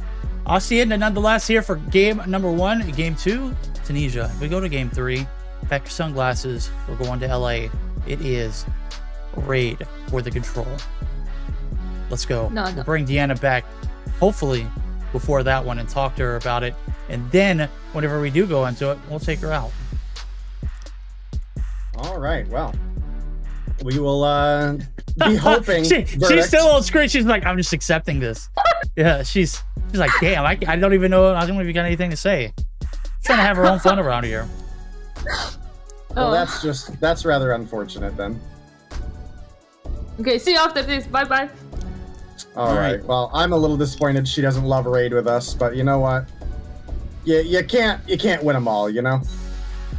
So we'll get on into this matchup, chat. Let us know who you guys got winning in the chat for us here. We've got the 31ers. We've got Zidium. I gotta say these are 2 upcoming teams. I would go as far as to say. And when's gonna be their time, Day? When's gonna be their time? Right now. This is their time to shine. Show us what you've got. 31ers been very, very mid so far. Right now, we'll see if they can fire it up and turn it up a notch. Up top, Legacy. He's got the top ropes locked down, but inside the hill, it's Zidium. Already mustered up 6 points off the bat. We know how slim the opportunities are here for a little bit of time here. Uncontested on P1. We'll see who gets the better of it. So far, so good for both sides. They've kept the damage to a minimum. Zidium, though, taking a little bit of a double digit. We'll see if they can maintain it. All right, well, we will see. P1, kind of difficult to hold. You would think with the obvious head glitch in the middle of the map that you'd have some opportunity for some good points, but the reality is also that with all of that high ground opportunity that both teams have, you can pretty easily pick people off of that mid. And now we're getting ready to rotate over to what, you know, we often consider Verdict as what we would equate to be the money hill of this map. I don't necessarily think it's necessarily strong enough to be considered an actual money hill compared to things like P4 standoff. You know, obviously you mentioned yourself that the recent portions of this map have not made P2 look as strong. So no, I just think that this map right here requires a little bit more hands-on and all hands-on, especially for the hard points. With that being said, this is about as close to a money hill as you're going to get. The value out of it so far has been going the left-hand side of the screen. Zidium are handling business for the time being. We'll see a contest come through momentarily in the white, but it's Aether and Legacy who gets sent back to the spawn, and coming off of it is a very, very tough thing to do. As a matter of fact, they're going to tuck their tails and head for the hills. P3 bound they are. All right, well, P3 bound, definitely not one of the stronger hills in this map, but one that, you know, you can get some good effort out of. You can get some good push potential coming through here, and we'll have to see if either of these teams is able to capitalize on it. The 31ers obviously have had a lot of life in some of their games. Zidium, I feel like, have struggled more than I expected them to, so I would like to see them bring things back a little bit here into a little bit more of what I expect out of them. And, well, Aether right now, Gravity Vortex out. Big plays coming from him. Yeah, big plays. Shut down now as you see the spawns. You got them spawning on the whale side of things. Well, it is a GG's well played. They've got it locked down so far for the time being. They've recouped a lot of that deficit after being in the hole in that P2 spot. Spawns favoring them from the time being, but they are going to be split. It is going to be Zidium who are going to be able to maintain the lead for the time being. Aether, last one there, going to get chopped down. Legacy, not a little bit of a spoiler effect. No, he's going to get spoiled as well. The left-hand side is going to remain dominant. As P3 comes to an end, fences is done. Over to the big rock we go. We'll see who is going to be hailing victorious after this one. Now is the first set of hills coming down to this one last rotation. All right, well, a lot on the line for both of these teams here. Guess the big question here is who's going to come out on top. You've only got a 14-point difference between these two teams, Verdict. So very, very overcomable for anybody to come through with a win here. Does look like Dinicio going to come through, that UL in hand, going to find a kill onto Legacy. Aether trying to use this head glitch. I think a big thing we have to consider here as well, Verdict, is we do have that Wally available. So we might have to be on the lookout for how Aether is going to capitalize with the team on that one. Yeah, we'll see now. This map traverse the... the environment, not necessarily very forgiving. A lot of staircases, a lot of sharp corners, a lot of edges. Maybe in that garage, we'll see it go ham. But for the time being, the Wilson is going to be tucked nicely in the back pockets of Aether. As a rotation through, first set of hills done. 31ers have a little bit of a lead. 20 points to be exact now as we pop P1 back open for business second time around. And Do back onto it. Now is top control going to be clearly in the hands of the 31ers. But here comes the ops. Aether trying to put an end to miseries of the claw. There's two in the feed. And just like that, Zidium sparking little by little here in the back ends of this P1. Might be anchoring for a good set of hills for this next hill come around.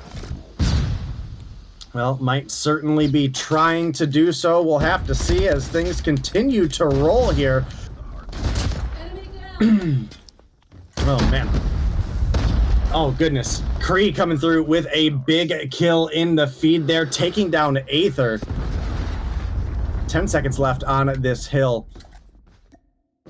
And it looks like nobody's really gonna grab a ton of it as we get ready to rotate to next, which again, can sometimes be considered a little bit of a money hill, could be considered a little bit of a opportunity for a team to maybe make a comeback here. Yeah, maybe make a comeback. So far, they got a 10-point advantage. Let's go ahead and dive in. We'll go ahead and listen in for the comms now for the side of 31ers. Zwei Stück Pool, zwei Stück Pool. Ich habe Operator verloren. Ich bin One-shot rechts. Hast du? Zwei links bei Secret. Und einer ist Pool. Rechts hat mich. Einer down, Secret. Hunter-Killer hat mich. Ich bin well gespawnt. Rechts von Trifle, one. Duell for Secret. Secret dead. Ja, last push. Ah, einer rechts. Nades, bitte. Okay, lass rechts gehen. Next. Einer hinter dem Card, einer links. Spinnex, scheiß auf das, Bro, Spinnex. Nice. Okay. Wir sind close, ist okay. Ich bin deep next. Ah, Mama. Verteilt. Einer ist von next, einer ist next irgendwo. Ich watch mein Killcam. Watch, du kannst. Ja, nice. Einer Office. Ich flashe vor top, geh vor top. Einer wird Office kommen. Well, gotta say, I heard the rotation call-outs. Right now, things getting a little bit out of hand. The money clearly being held there in the garage side. P2 locked down by Zidium. A German-powered team here in 31ers, though. They are trying to get a little bit of a fight back. There goes the hindrance, the streaks that are earned off of feeding the bees. And so far, Zidium in the feed, Zidium on the hill as well. If anything, they're actually contesting, which is not a good sign for the 31ers.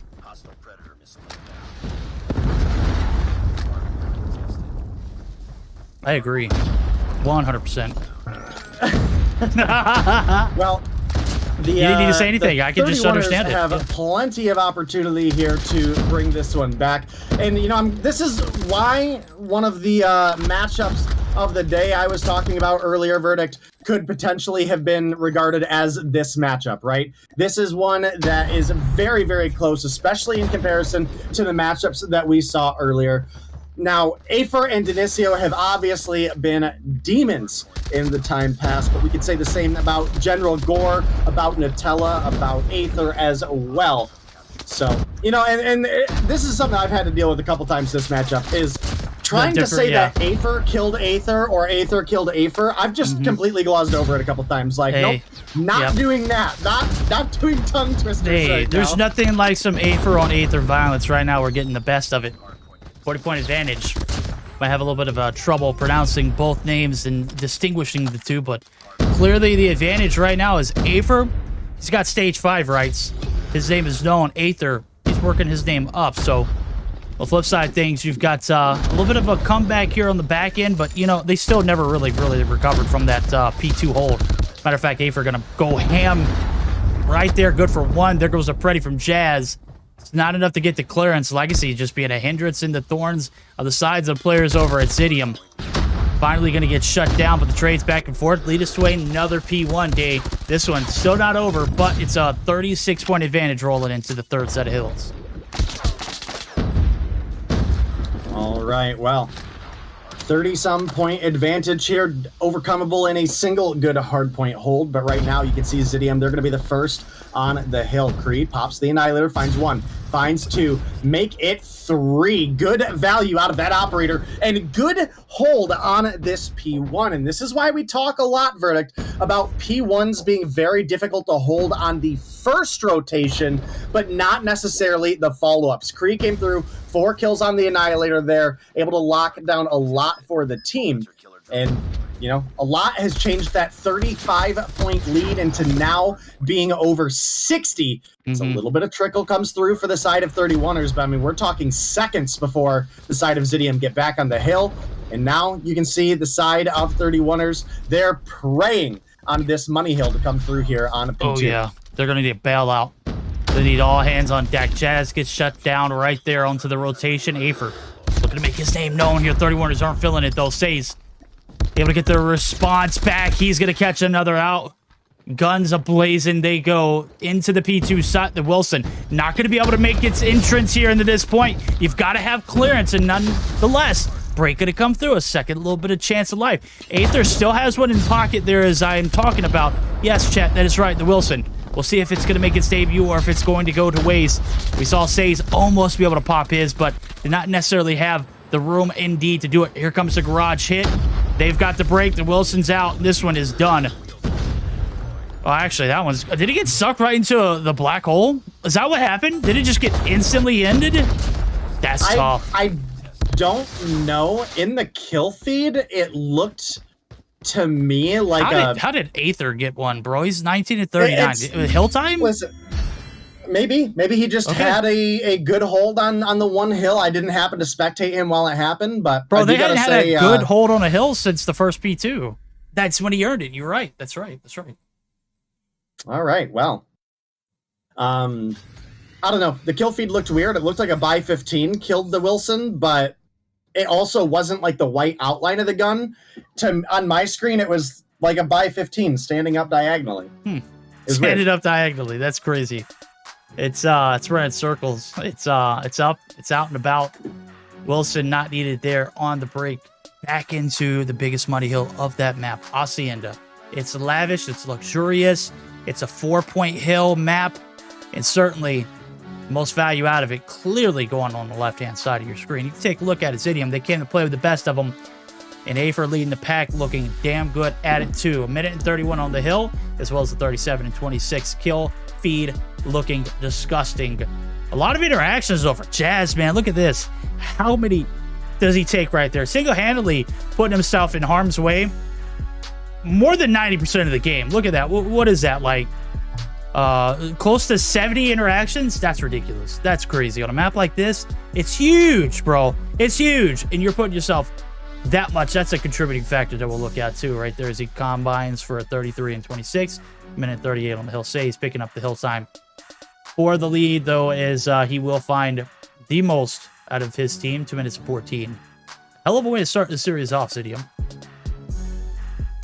Yeah, and unless if the boys over on the 31ers can find a way into this matchup in the Search and Destroy, then this might be a early day for them as well. Obviously, both of these teams have at least somebody that is known for their sniper presence, so maybe that'll be a factor here.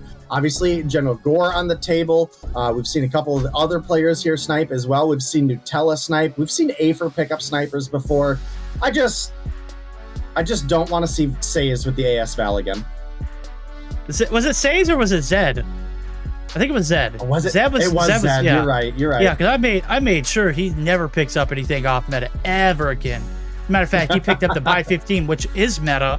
If you're accurate with it, he just does not have the coordination, the well-timed, planned coordination it takes to master a gun like that. So he put it away. Last series we saw them on, I believe it was Thursday, man. It was brutal.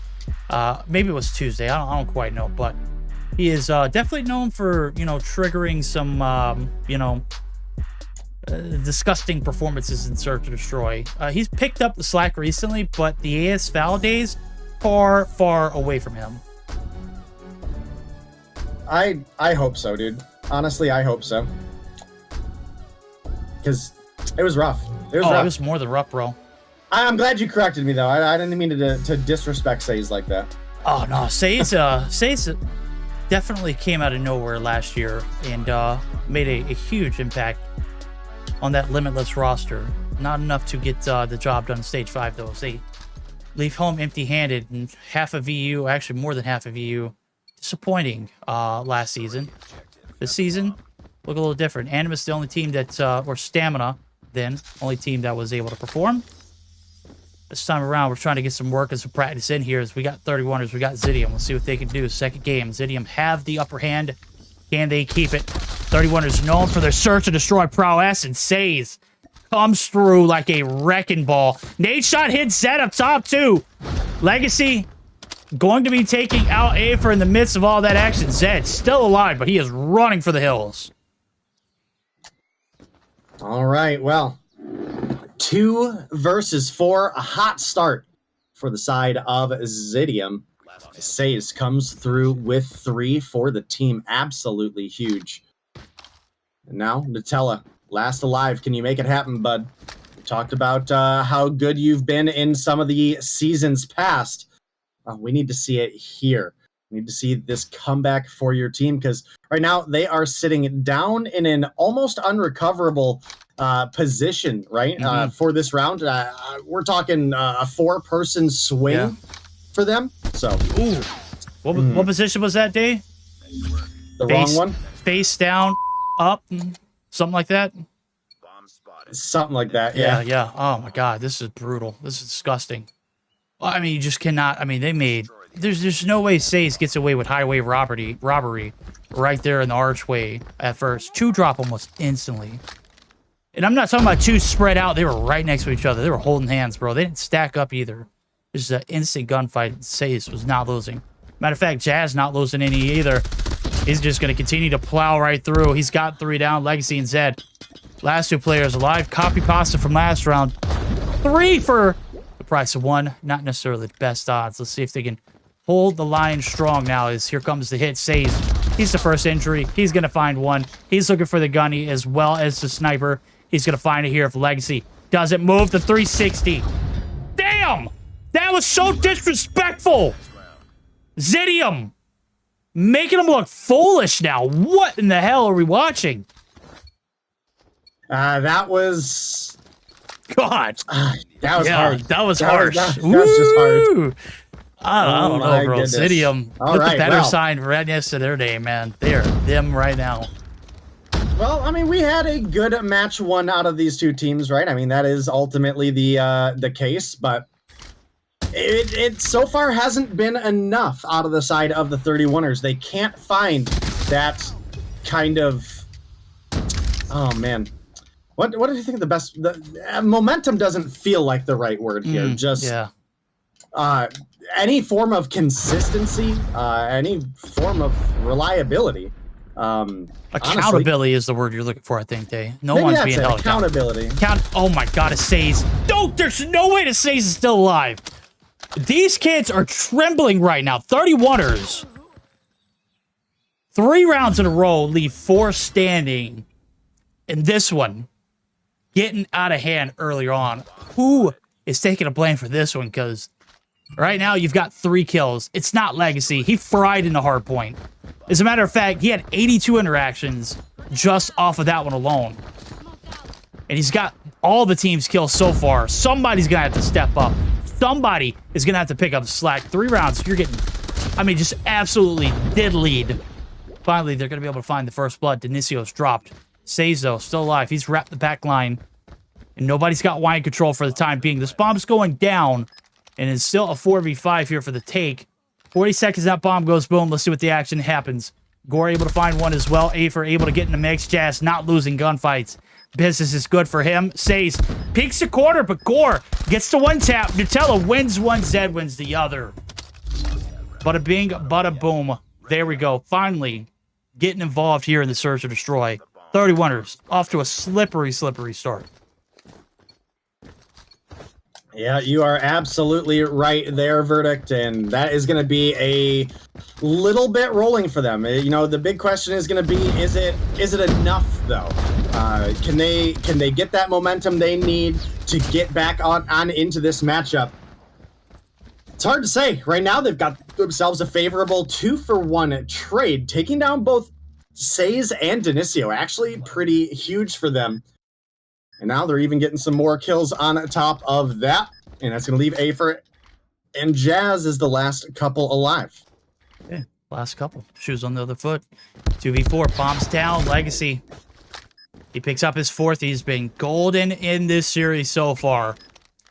Aether finally getting involved as well. Now, Aether gonna get dropped. Aether on Aether violence. Aether clearly better. The Finnick is too. Holy hell. He's leading them. Gore, don't get turned on, bro. Oh my God. Gets t-shirted. Legacy. If anybody can do it, it's you. Okay, there we go. Damage kept to a minimum. Gore, RIP, brother. That one was not a pretty round. Thank God you got teammates like Legacy holding down the fort there, and the clutch not going to happen. 1v4 that could have been? That was A magnificent run, though, Afer. Magnificent. All right, well, magnificent run, but will it be enough is the big question of the day. They found their way back into the game a little bit here, but not by a ton. Still sitting down 1 round, and we open up round 6, the final round of their offense with a 1-for-1 trade. Nutella, one of the players I hyped up earlier, sitting down on 1 kill right now, but traded out for Jazz, who is sitting on 7. Benicio going to come through here with a snipe onto Aether. That's going to give the life advantage back in favor of Zidium. Man, Verdict, this has been a incredibly difficult matchup for the 31ers. Yeah. But right now, looking like the 2-0 across the board is possible. Certainly, after 6 rounds, Zidium proving fruitful there, 4-2. They absolutely stroke 31ers in the first 3. Next 2, a little bit of a doozy, a little bit of you know, back and forth, but they hold their own. Last one, brutal. 4-2 as we flip sides. Zidium looking to get the 2-0s across the board. In full effect. Looks like we might get another sweep. We'll see if they can be successful here on the attack. So there's problems for 31 are starting to brew. And honestly, I don't think they've really recovered since the hardpoint. Right there, Gore. That feels bad. Ooh. He's going to send one out there, and Aether not going to have the perfect timing. Sees one goes down to the back end. The trade's coming through. 1 for 2. Bomb carrier is going to be able to stay alive. Says he must have cat lives. Oh my God. Finally gets shut down. And that 9th life. Not panning out perfectly here in the 7th round. So, payoff hit. Bombs down in the middle of the map. 2v3 now as Legacy gets dropped. Certainly still doable, but a little bit of time. All right. 2v3. Are Zidium going to be able to clutch this one up? Well, with Jazz dying right there, definitely lowers the odds. But Cree... oh, barely makes it out alive. Finds 2 on the snipes. Does have the switchblade as a secondary. And now Aether trying to make a rotation for the defense here. Kree trying to get over to this bomb. Looks like they're going to be able to get to it. 35 seconds on the clock. Aether here on the potential follow. I don't know if he necessarily knew where bomb was down, though, and sure enough, goes to A for the defense. Gonna very quickly get alerted that he has made the wrong rotation. And now Kree can be able to get set up to defend this bomb. 35 seconds, 1v1, things slowing down, Aether. Trying to cover as much ground as he can. This map is quite big, and the back line is exactly where you need to be looking first. Kree gets the first shots, but gets dusted. Clinical there, Aether. Able to keep the dream alive and close the gap by another round. And, I mean, honestly, if you lose that one, that's a 1v3. That's a lot of momentum swinging over into your opponent's favor. Could be done, but a little bit of life being breathed back into the 31ers on the Aether clutch. So, I say it's a clutch. That was literally a 1v4 that could have been, I mean, just, or 1v3 that would have been going in favor of Zidium. My God, if that would have happened. I don't think he had the right position for the pulse plant, but nonetheless, action ensues. 4-3, lead still in the hand of Zidium. All right, well, 4-3 lead in favor of Zidium, but Nutella able to find kill number 3, takes down Kree, who was a monster for the 31ers last round, almost able to clutch that one up for the team. Aether gets the kill on Zed. Jazz now on the run from Aether, but he re-challenges in the 3v3. Will hold as neither player dies there, but Gore able to take down Jazz. That's going to leave Aether and Says in a 2v3. They've got 7 kills apiece, but man, Legacy dropping Says down. And now Aether, I mean, he was standing right there. I mean, he watched his homie die, so he knows picking up that bomb is dangerous. Ends up getting the bomb recovery, a minute to work with, but a 1v3 to deal with is not easy task for any player here. And look how much respect they have for Aether as well. I mean, look at it. All 3 of them literally in the same vicinity of each other. Not necessarily hold hands, but looking for the trades. A lot of time has passed since that bomb's been picked up. Could have been well on his way over to that A side to get the bomb plant down, but we'll see the ego, the brute force. Yep, Legacy's there. He ain't missing either. Not a great round there for Zidium. Back to back it goes.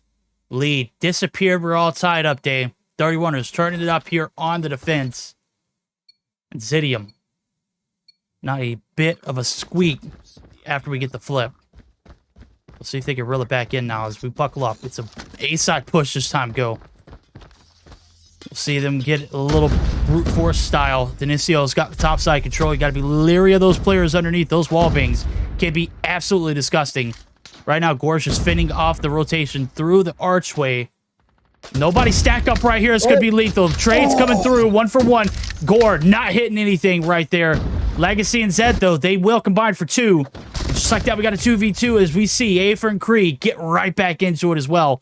Afer's location's known. Zed getting ballsy with the push. Nutella there as well to put some tag team shots in.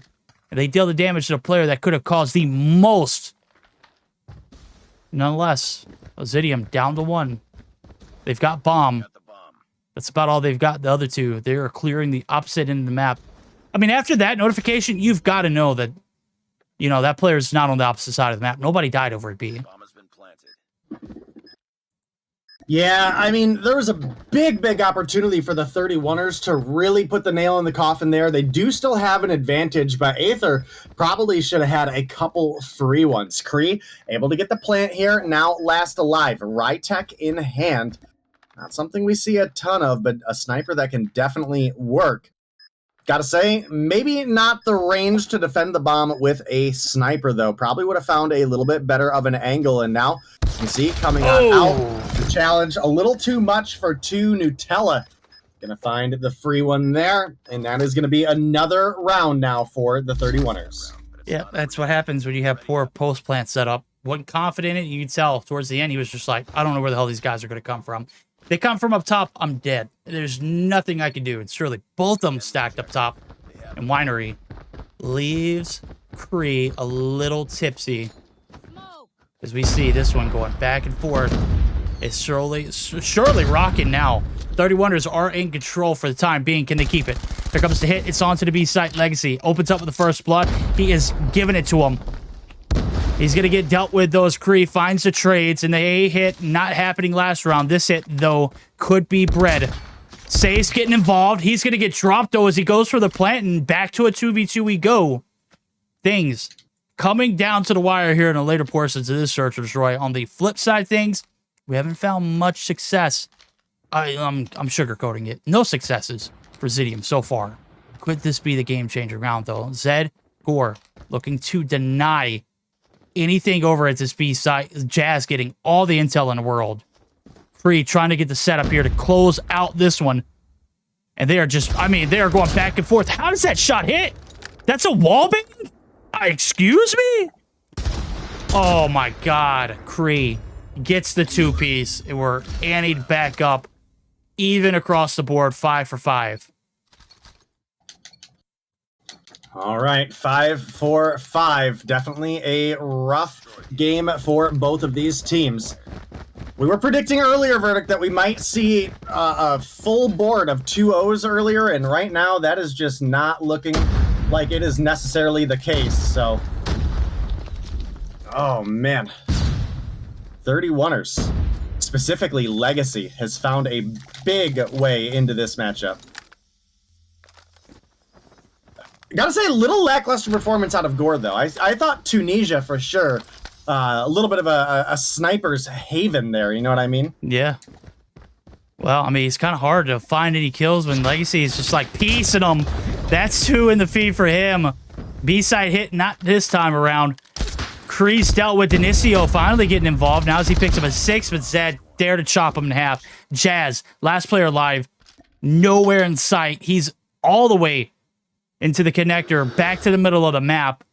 And Zed now going to be on a little bit of a manhunt. Looks like he's going to fend for himself, though, as this bomb is down. I don't know quite where it is. And I know for sure he doesn't know where it is. There it is. Says he's got it. There's nowhere to see it in sight. And surely Jazz going to try and get the collection. Let's see if the collection does pay off. It does, but Jazz going to pick it up and head right over to B. I don't know if I necessarily like this call. And look, he's going to commit.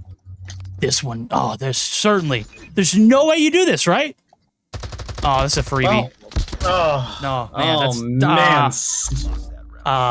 look, bro, that was the worst decision he could have made. Picking up the bomb and getting over to the A site, There's no way you don't do that. I gotta agree with you, Verdict. I have to agree with you there, and as a result, we've now got map point in favor of the 31ers. Listen, I don't like being wrong with my predictions, but right now the 31ers might be getting ready to take us to possibly a game 3 here. It's going to be Gore opening up with first blood onto Dinicio after a little bit of a low start. That's definitely something you like to see if you're a 31ers fan. Ooh, Kree. That could have been a big pick onto Legacy there. Could have been. Could have been. Could have been. Should have been. Not happening. Shoulda. Itella spread too thin right there. Jazz going to be able to clean them up. And a hit over to the B side. Intel's there. Legacy going back and forth. Mans is playing soccer right now. Football, whatever you want to call it. I call it soccer in the EU. Y'all think it's the original I do think football. You got to remember we are in EU, so. Are we though? We're in Tunisia. Right now this is like middle ground, right?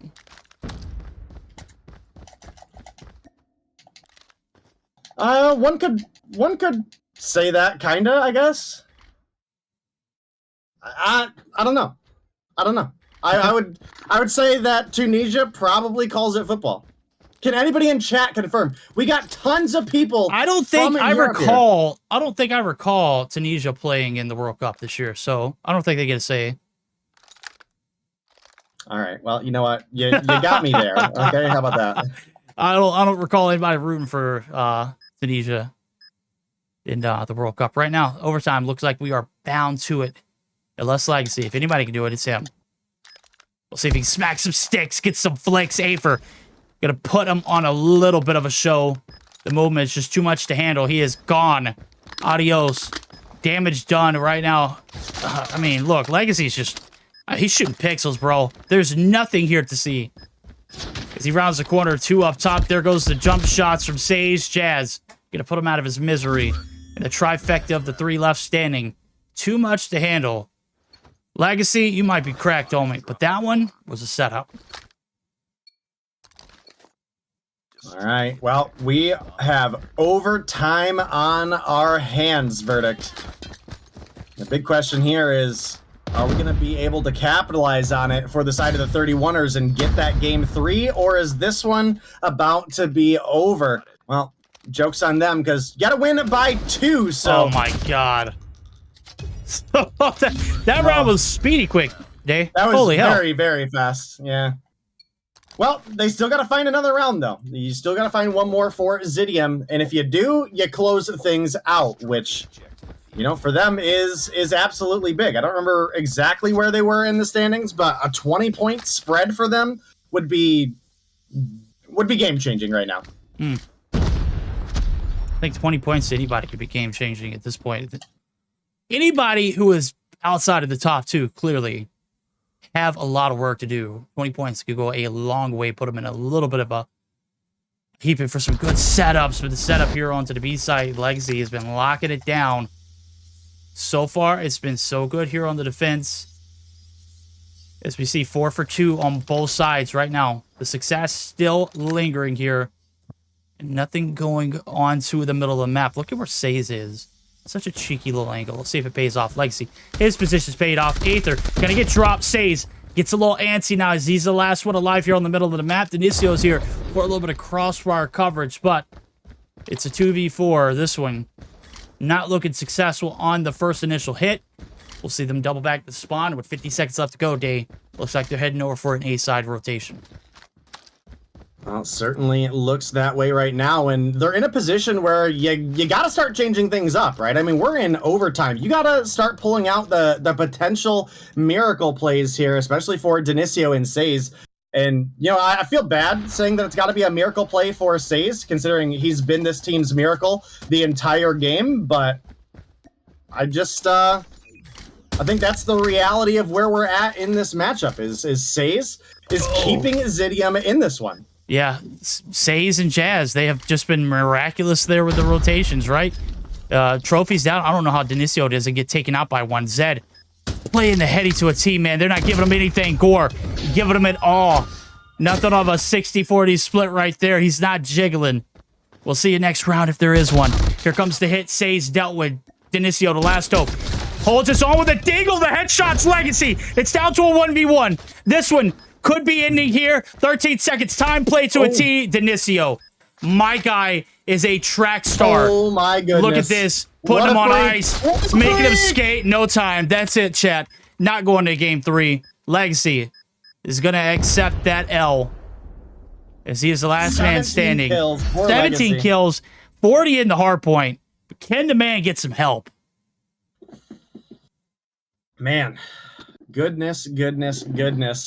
That is going to bring an end to our matchup of Zidium versus the 31ers. A very, very close search and destroy. And honestly, a really solid hard point as well. I'm glad I put this on one of my games to watch for today. But Say's coming through, MVP of the team at 14 kills deep. You had Jazz with 16 on board. You had Cree with 11 as well. Look over the opposition. You got 2 players that were really keeping up. Legacy on 17, top frag of the lobby. You had Aether also in double digits at 10. Started to fall from there. Zed on 8, Gore on 6, Nutella on 5. Bottom frag for Zidium, 9. Tie for Dinicio and Aether. And man, Dinicio, what a legendary hold out of him on that final round.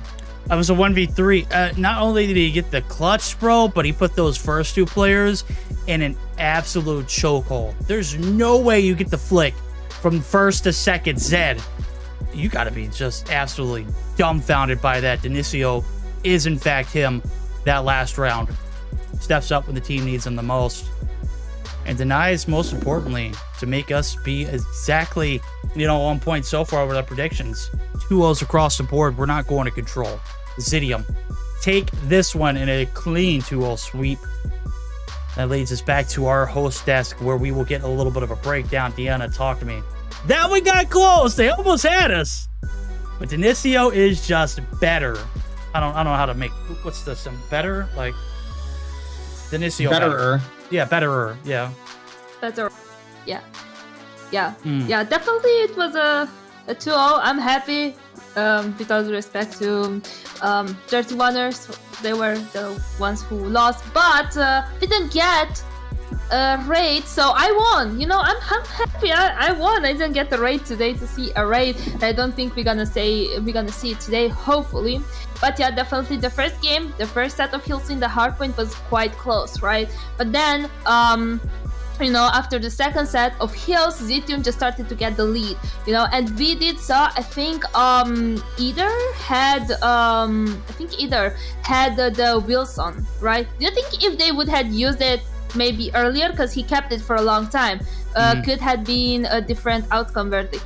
I don't think so. I don't think that streak has an impact like it does, as one would expect. It didn't have much of an impact in P2 to begin with, but I think the most value you're going to see out of a hill or a score streak like that would have been in Garage. And by the time the points loop back to P2, he was just not in a position to pop it and cause a little bit of damage. Okay, but do you think that this is a score streak that gonna make a lot of damage on maybe other maps in hardpoint or not? Yeah, I've seen it on Summit, man. Summit is disgusting for P3 holds. It's disgusting because you don't have to deal with staircases. You have a little bit of a head glitch too to go on top of that, as that little beam that's in the middle of the point could definitely cause a lot of damage right there. And there's only 2 points of getting into, so you only have to hold 2 lanes, and it's simple. I never used that little mini tank, but it's cute. I got killed by it, but it's cute. Talking about the S&D now, it was close as well. It was close because we did have Legacy and also either holding it very, very close, holding it together. There were the players who would get 2-3 pieces in the feet, right, most of the rounds, and they were trying to keep it as close as they could. But Dinicio, in the last round, he managed actually to be there for his team and managed to clutch. So overall, this was actually our third game of tonight, right? We didn't have any DQ. I'm still happy, right? And we're gonna take a short break. We're gonna hear a word from our sponsor, COD Mobile and Grilla, and we're gonna be back.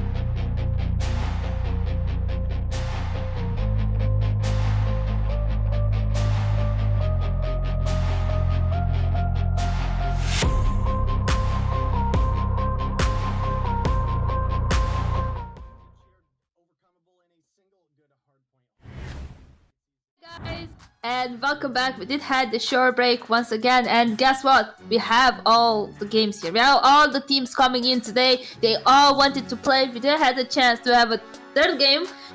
Until now, we are still, you know, in the middle of the last matchup, but I don't know. I'm just like very proud of you today. I'm very proud, guys. You know, you came, you played. That's right. Let's go. Today. Let's congratulate and celebrate what they're supposed to do.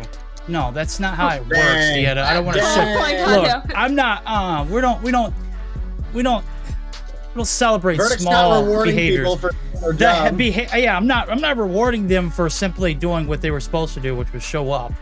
Okay, that's not how this game works. Okay, how it works is we celebrate when we see big victories, right? We celebrate successes, like that Anarchy team from a few seasons back. That was a team that you could get behind. That one that you guys didn't believe in, that I had to put you on, and then no, Imperium. Imperium was the one who put me on game. I don't know. That's what we celebrate. That's what this time is all about. We can't just like go through life. Listen, I was pretty disappointed when TK was like, Imperium's been there for us since the beginning. Oh, I was distraught. Hey. No. Viri was on that team, wasn't he? Have a word with him in this next series. Well, we need to celebrate small things here in EU, so showing up is a small thing, you know? Not something that... It's the least they can do, bro. It's literally the least. Rude. Not something that they do quite often, but we had teams that never forfeited the queue, so props for them. You guys are amazing. But we are here for the fourth and the last matchup of tonight, and you know, we're gonna have Icemont versus Exclusive. To be honest, I was already ready to do another scrim against them with you guys, but Mont showed up, so we will not have the chance to win this time, but I hope Mont gonna do better than we did last time when we played against them. Anyways, Verdict, do you wanna go over the maps? Let's do it. Summit. Hardpoint to start us off with, followed up by a firing range, search and destroy. If it does make it the distance, we'll be seeing the sunglasses come right back out like they were supposed to that last game. They didn't. It's raid for the control if it gets that far. What's the chances it gets that far though, Deanna? I hope there are not many chances. I'm talking with you, Exclusive. Listen, please. I don't want to see a raid game, but yeah, I'm here for them, for all the teams getting third game. You know, we didn't get the third game, so I would not be as mad, but still, I hope we're gonna have a 2-0 in favor of Exclusive. But we're gonna see after it. I'm gonna be back, guys, after this game. Okay, well, here we go. Last one of the night. It's certainly the last hard point of the night. Could it go the distance, though? Chat, we're about to find out now as we're going to go ahead and hop on into it. We got our jackets and ready and our mittens out. It's certainly about to get a little sweaty. You see P1 already a little bit of a scramble. It's a little bit of a toss-up. UL's out up top there for Majin. And we see Team Oz exit stage left. Insert a new era here for Icemont. They're going to be able to follow it up now as we see 3 in the feed for them. They got some hill time to go along with it. Okay. We got ourselves a scrappy P1 off the rip day. Well, a little bit of a scrappy P1 to start things off is definitely huge, but, you know, we look at the left side of the team, right, and we've got 4 players that have participated in Stage 5. Is that correct, Verdict? That's right, bro. All right, well, their opposition is literally the newcomers on the block, so this could either be very exciting. We could see some new faces. Obviously, you know, you guys were hyping up Say a little bit earlier, but is the rest of the team ready for this level of competition is really the question. We do have a Bison in play, maybe not the most optimal weapon of choice, but something that definitely can have a performance in the sense of it's pretty decent at taking multiple fights. You know what I mean? Oh, yeah, I know exactly what you mean. That making sense here? You're making plenty of sense, man. Everything's resonating in my ears. It's like Creed, man. He's on a vendetta, man. He is frying. He's already got the Wilson. There goes the Pretty. Not able to find one there, but he's going to get the intel. The crew already knows of the hit over towards this catwalk. Things getting a little wonky and out of control. Finally, Creed's going to be sent back to the spawn, but he has done damage. As we see, 20 seconds left to go. Spawn's not necessarily favoring the side of exclusive, but only a few kills is needed, and they're going to have it go their way. We'll see. 15 seconds left to go here in P2. They're going to get scraps and more. As Creed trying to already spark the arsenal here for the rotation. Got to be denied. All right, well, a big denial early on is pretty huge, and, well, the score is starting to get a little bit out of hand, Verdict. If we look, we're looking at a 60-plus point advantage right now for the side of exclusive, and, well, let me tell you, these guys have been anything but exclusive in their history of Mobile Mayhem, right? Or as COD Mobile in general. We've seen these players on multiple top-tier teams. And, well, it might be another big opportunity for them right now to, you know, show that they're here to be top-tier still. Okay.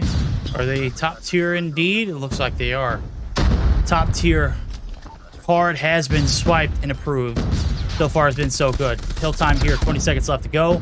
You got Yaya on the back foots.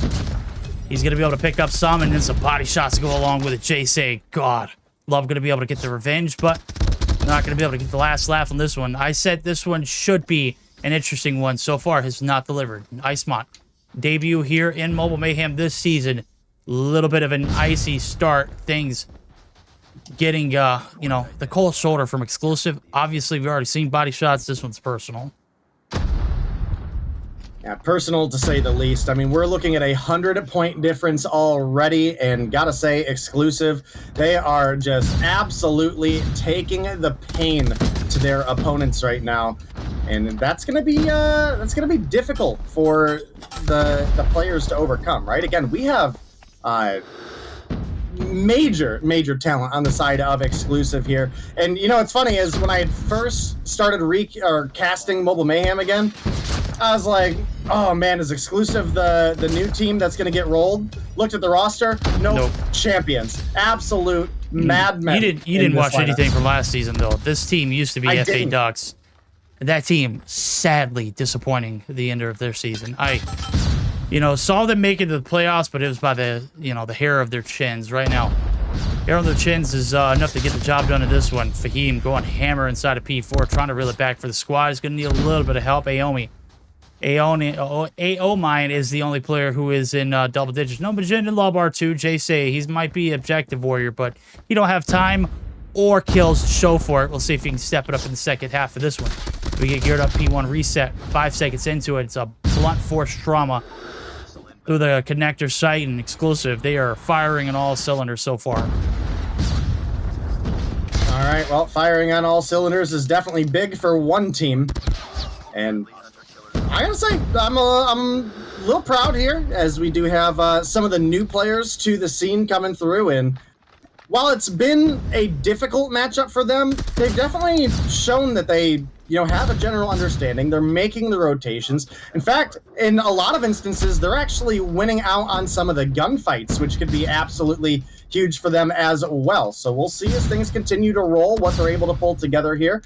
I don't think anybody's got the bar set really high for them, but anything could be a good start when you're up against a team like exclusive. Yeah, and this team certainly coming through in full. Well, see, Champion lose one gunfight, but it's JC who's got the War Machine, the Liquid Portal skin to go along with it. He's gonna find two, almost gets a third there, but yeah, able to shut him down. Let's see if some more body shots come through. Obviously, he's already respawned. That body is not here in action either. So, that being said, the break here in the P2 side, things getting a bit mixy and out of hand here early on. Let's go ahead and dive in.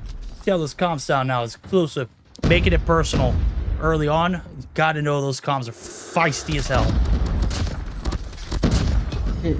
Two blacks. Icemont Zidium. Come. Champion, I'm using that thing. No. Watch my bottom. I'm dead. Fed, bro. Kill him if you're fed. Yo, Wilson. Motherfucker, bottom one. Yeah, what the fuck is that? Who's is that? Oh, Creed.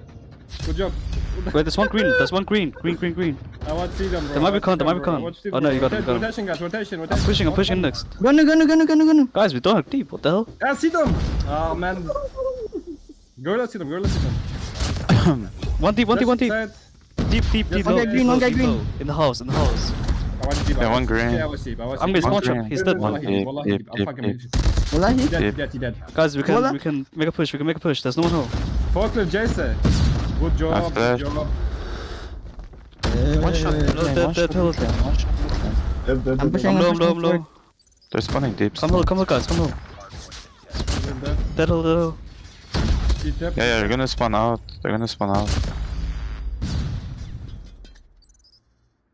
All right, comes in. You heard it, man. The Wilson is here to prevail. It's surely enough. It is some damage, but not necessarily the best utilization of Wilson's I've seen to date. Nonetheless, not necessarily needed. ZZ, last player alive here on this side of the map. He's going to be able to cut some back shots in there with the Annihilator, but there's one player still lurking inside of vicinity. This one, he's certainly over, but not going to be ending here in the P3 region. All right, well, certainly a big game for the side of Exclusive. And unfortunately, their opponents not really able to put up a whole lot on the board for them here. And unless if they find a way in the Search and Destroy, this could just be a much faster matchup than we were possibly even expecting, right? I mean, it's hard to judge when you've got new players in the mix, but a 250 to 97 strong victory does come through for the side of Exclusive. Icemont, maybe today's not the day. There's definitely some easier competition in Europe that I think, I don't want to make it sound mean, right? But at the same time, this clearly isn't their matchup. I'm thinking they'll have some possibilities in some other matchups, though, because this team had good rotations. They had surprisingly close gun skill in a lot of instances. So I'd be all about seeing these guys come through. I mean, they stole our hearts last season. The season before that, they showed promise. They showed like they were the up-and-coming team, and then we saw them disband and try to go separate ways.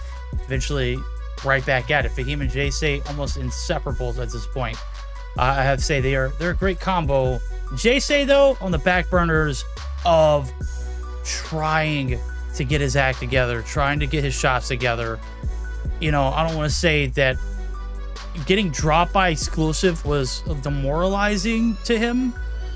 It certainly opened his eyes, and I hope that he's able to get back to being one with the gunny, because he was electric when he first was introduced to the league. He won Rookie of the Year or Rookie of the Season his first season, and he looked like Rookie an MVP. of the Year. That's a title. Yeah, Rookie of the Season. That's a movie too, but Rookie of the Season, he won his first, and he did it convincingly, bro. I mean, man was hold up. He didn't actually win it. I think it was Mirage Lior who did, though. That was a hell of a rookie class, though. I got to give it to him. So bad timing. This one, not great timing either. Out to Maz goes. Insert Icemont. Yikes. A blender of a game one performance. 3 points shy of the 100-point club. Well, 3 points shy is 3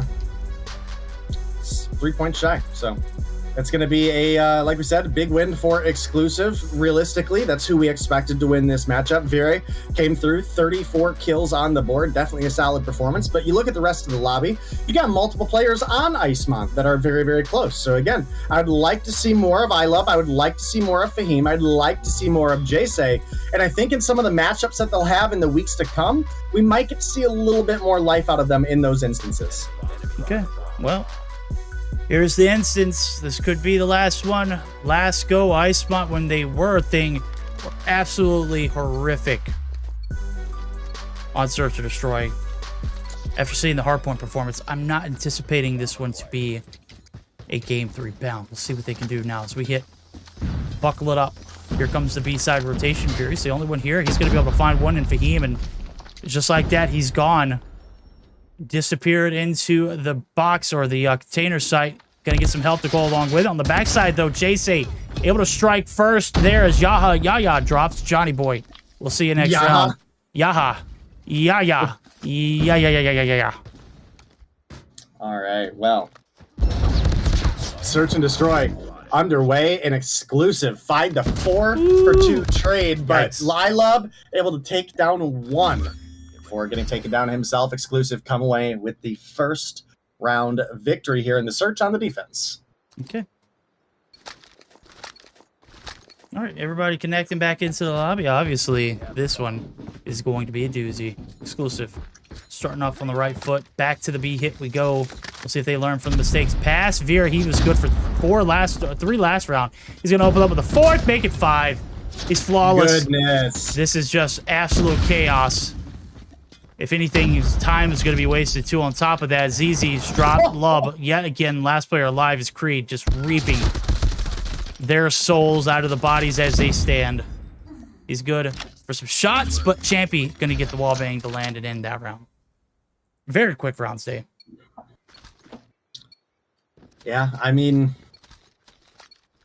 not looking like the redemption game for Jace here. Obviously, you guys were talking a little bit about the roster changes earlier, and I gotta say, I love been hitting some pretty solid snipes. Definitely have some high hopes for this player. Oh man, takes down Neil. Oh, finds the follow up as well. Oh no, he got an assist. Okay. All right. Well, you know what, Jace, you can have that one. Okay. Last two alive. Veery, Yaya. Veery has been absolutely dominant. Oh, God. Hit marker on one, finish on the other. Jace hanging on by a thread. Just like that, he's going to be able to stay alive and get this bomb plant. No, he doesn't have the bomb. It's actually Majin who's holding the back line. Jace in a little bit of a pinch and a bind. Johnny Boy on the outskirts looking in. Yaya just waiting for the wrap. Is it going to come through? No. The bomb's going down over at A. And both players in exclusive kind of leery about what's happening here. Did they go back to B? Veery's going to go ahead and check it. Yaya just holding for the flank. And this bomb making its way over solo. I don't like the play. I think you guys need to tag team it up and cover some ground. Big interaction here might happen. Exclusive. You got Yaya on a mission. He's going to get sights on the Jace, and that's Murder She Wrote. Let's see what he can find after it. 30 seconds left to go. You've got to make a play. Yeah, definitely got to say you're right there. We're looking at a 2v2. Yaya has pushed on up onto the bomb. And Jace, I don't think saw him there. So you might hear him jumping around and sliding around in this instance, though. And bomb plant looking like it's coming through on B. Jace might be on the flank of a lifetime. Finds one. Veery obviously got that information of a player behind. Has to play a little bit cautious here. Doesn't see anybody. Making now this rotation down. Jace never looks down the alley. This is a great opportunity for Veer to take these 1v1 gunfights. He's got an opponent pushing him. Unable to find the kill. Ends up getting gunned down by Majin. Okay. It's going to be a 2-1 lead for exclusive as Icemont find themselves on the board. Oh, I'm just shutting my pie hole. I think Jace, gave the illusion that, hey, we got a player here. Maybe he was making a little bit of noise in the trailer side. That opened up a little bit of a floodgate. The seam slipped. Veer dropped as well in the first of this round. Love, rather. Loving them shots. Creed, he loves them too. He's going to get one before he's gone. The trade's 2 for 1. Backside's eliminated. Neil, Champy, the last two alive. This one going rather quickly. 25 seconds in. Champy going to be able to get the headshots. Fahim's dropped. No kills this round as 3. He's gone silent. Jace out of the equation as well. Bomb is dropped. And now he will see Champy get a little aggressive with it. Lob going to be able to find one. Champy going to be able to find another. And back and forth we've gone. Back shots. Machine wins it.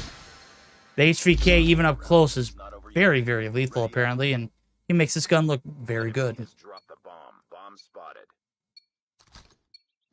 All tied up 2-2, chat. Who are we going to see win this search and destroy? Is it going to be exclusive, who came through with that dominating hardpoint performance? Or do we believe in Icemont to come through with the search and destroy? Right now, exclusive, got to find a way to shut down Isla. 6 kills deep on the snipes has been huge. Jace starting to turn things up as well. Got his 4th kill on the board. Fahim going to find one, but Veer shut down. Ilub's crazy, dude. Oh, he's disgusting. Have you been watching this kid? This kid's crazy. I have caught a few, but I didn't catch that last one. I caught it from the receiving end. It's disgusting. I caught both of the ones from the receiving end. He's gross. Line him up. Clinical shot right there. Yaya able to find one before he goes, but I don't think it's going to be much. As we see Neil, last line of defense here on the defense. Can't hit the first shot right there. Gives away his location. Armory site. It's known. Player number 4 on the yellow side of the map. He's just waiting to pounce. That, in fact, is going to be the last kill. So, there we go. Last round on the attack. We've seen a little bit of success here early on for Icemont. Much better of a performance than they did in the hardpoint. And 10 times better the team in Search and Destroy than Icemont ever was last season. Let's see if they can continue that same threat now as we see. Last round on the attack for them, Dave. All right, last round for their attack, and a lot that they've still got to make happen. They've got the advantage against a very strong opponent right now. The question is, can they come through with the victory? Not entirely confident in them yet, but they've got some promise, right? So they got some moxie. Oh, Fahim, I don't think he knows what's going on, bro. I mean, were they disconnected from comms that round? It looked like they were clueless. They get it looked like they were just in a different reality that round, homie. They were getting swarmed. Every angle, they were swallowed whole in the backside of that firing range. There was nowhere to go. Fahim trying to escape, but if he had gotten any comms from Majin or anybody else, he would have known that everybody was coming through, every angle covered all at once. That wasn't a good stun right there as well. J-Say finds one, trying to slow down the hit. There's the trailer shots. And the bomb plant to go along with it. Team gets the flip of the scripts, and just like that, they've got a clear advantage. Yaya on the hunt. Lub gonna get shut down as well. Majin, now the last hope. He's got an HVK and a dream day. He's got 25 seconds. He's got to lock and load. HVK and a dream, but not enough, as the side of exclusives able to get round 4 into their favor. They found some struggles against their opponents in the first couple, or the first half, rather. Obviously, a much closer matchup than the hardpoint maybe would have expected us to see, but either way, this could go in favor of exclusive. We could possibly get a game 3 out of this one. Icemont looking fairly solid in Search and Destroy. I gotta say, I'm fairly impressed. Is it Icemont or is it Lub? Man, Lub has just been finding, like... Mostly Lub. Yeah, mostly Lub. But on the flip side, I mean, Neil not necessarily putting up, the best shots. I mean, City, many of seasons ago, this was the man to watch on a map like Firing Range. Putting up 16, 17, 18 against top-tier opponents. Right now, not the case. He's on a donut, looking to get into that breadstick category. Exclusive. However, they've made the trail. Neil finally getting on board. He's going to find 2 easy ones on the backside flank.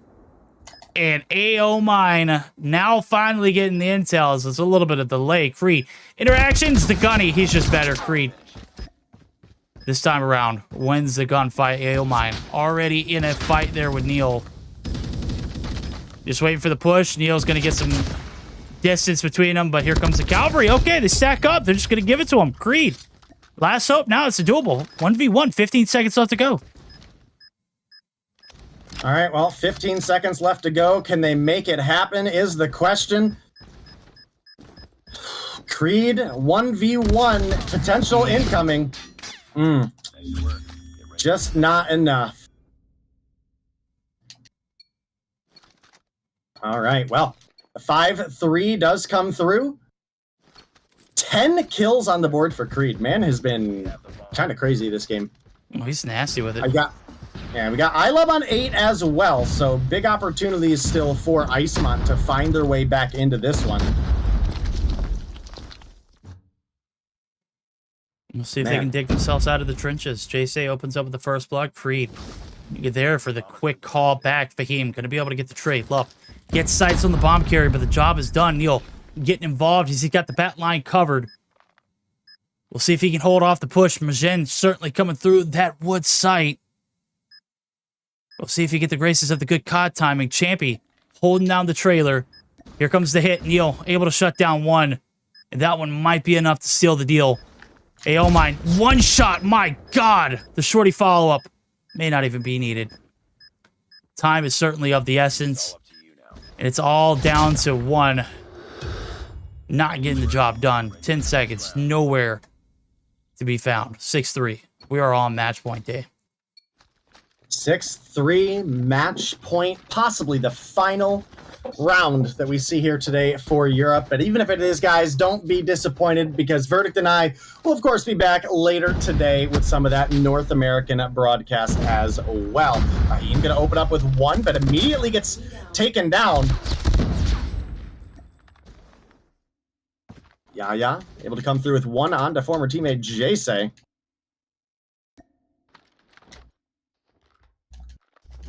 And right now, looking at a 2v3, looking like a possible Icemont round coming through. iLub, this dude has been absolutely crazy with the snipes, man. I mean, absolutely nuts with the snipes coming through. But Yaya able to find one. Big question at this point is it going to be enough for the comeback to happen, for the clutch to possibly come out of the side of Exclusive? Exclusive. Backs against the wall here in this round. No, they don't. They have been absolutely putting Icemont against the wall this entire matchup. Yaya. 1v3 for the clutch. He was able to find the first lub. Trying to get some jump shots in. He's going to see him coming. Trying to line it up, but he can't get the jump shot to land, actually. Yaya going to be able to stay alive for the time being. The reposition. Love, he hasn't gone far. He's just waiting and anticipating. Here comes the hit. Majin slow to wrap. Might be a trap enabled. Yaya doing his best to cover both fronts. Here comes the trailer side approach. A little bit of a 360. We're not going on a merry round. 20 seconds left to go, too. Love finally going to be taken down. Majin there for the trade. This one ain't over just yet, Day. 6-4. Lead still in hands of the side of Exclusive. Still on match point. Can they put the nail in the coffin? Defend the objectives. The enemy has the bomb.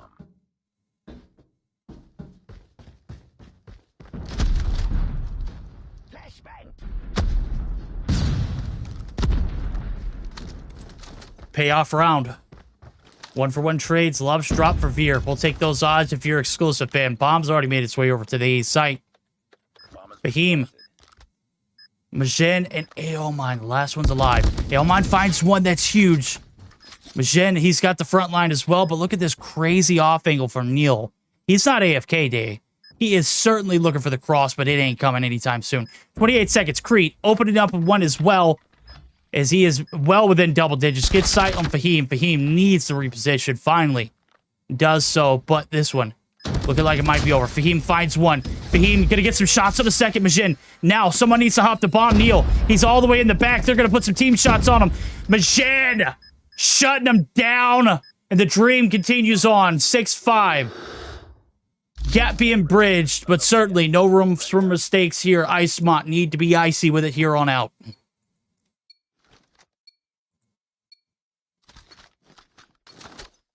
Defend the objective. Oh, that's beautiful, Day. Yeah. There he is. Yeah, had some shit going on, but we're here, you know. So it's been an intense matchup between the side of Icemont and Exclusive. Gotta say, much closer than I expected this search and destroy to be, but ultimately, you know, how far can we ask this team to go? If we make it to a control, do we think they have the respawn presence to come through with a better performance than they did in the hardpoint? Right now, Verdict, I don't know, man.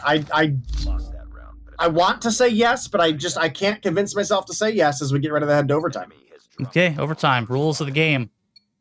Gotta win by 2 rounds. That means you must strike on both the attack and defense, as they will flip both after each round. We'll see who gets the first notch under their belt. A great little comeback here in brewing here for Icemont. They have looked decent in the search or destroy. Great even towards the end. Flawless to get to this point. Let's see if they can maintain that flawlessness. Neil gets the heady. Fahim just drop bombs down. Hope has not left the door yet. But Creed on the backside. He's got the hunt. He's got the prowl. Gonna get the Gutty out in the open. And he is going to win that one. He's got one more right on the other side of the wall. And Love has no idea where he's at. Surely enough, Neil going to be able to shut him down. J-Say in a 1v5. They're on an all-out manhunt. I'm sure those comms are, where the hell is he? We want to put some shots in him. J-Say wins one. Yeah, I gotta get some tags on him. Yeah, there's no way. That ain't happening. Nah, you got multiple madmen coming through and absolutely dominating you there that round.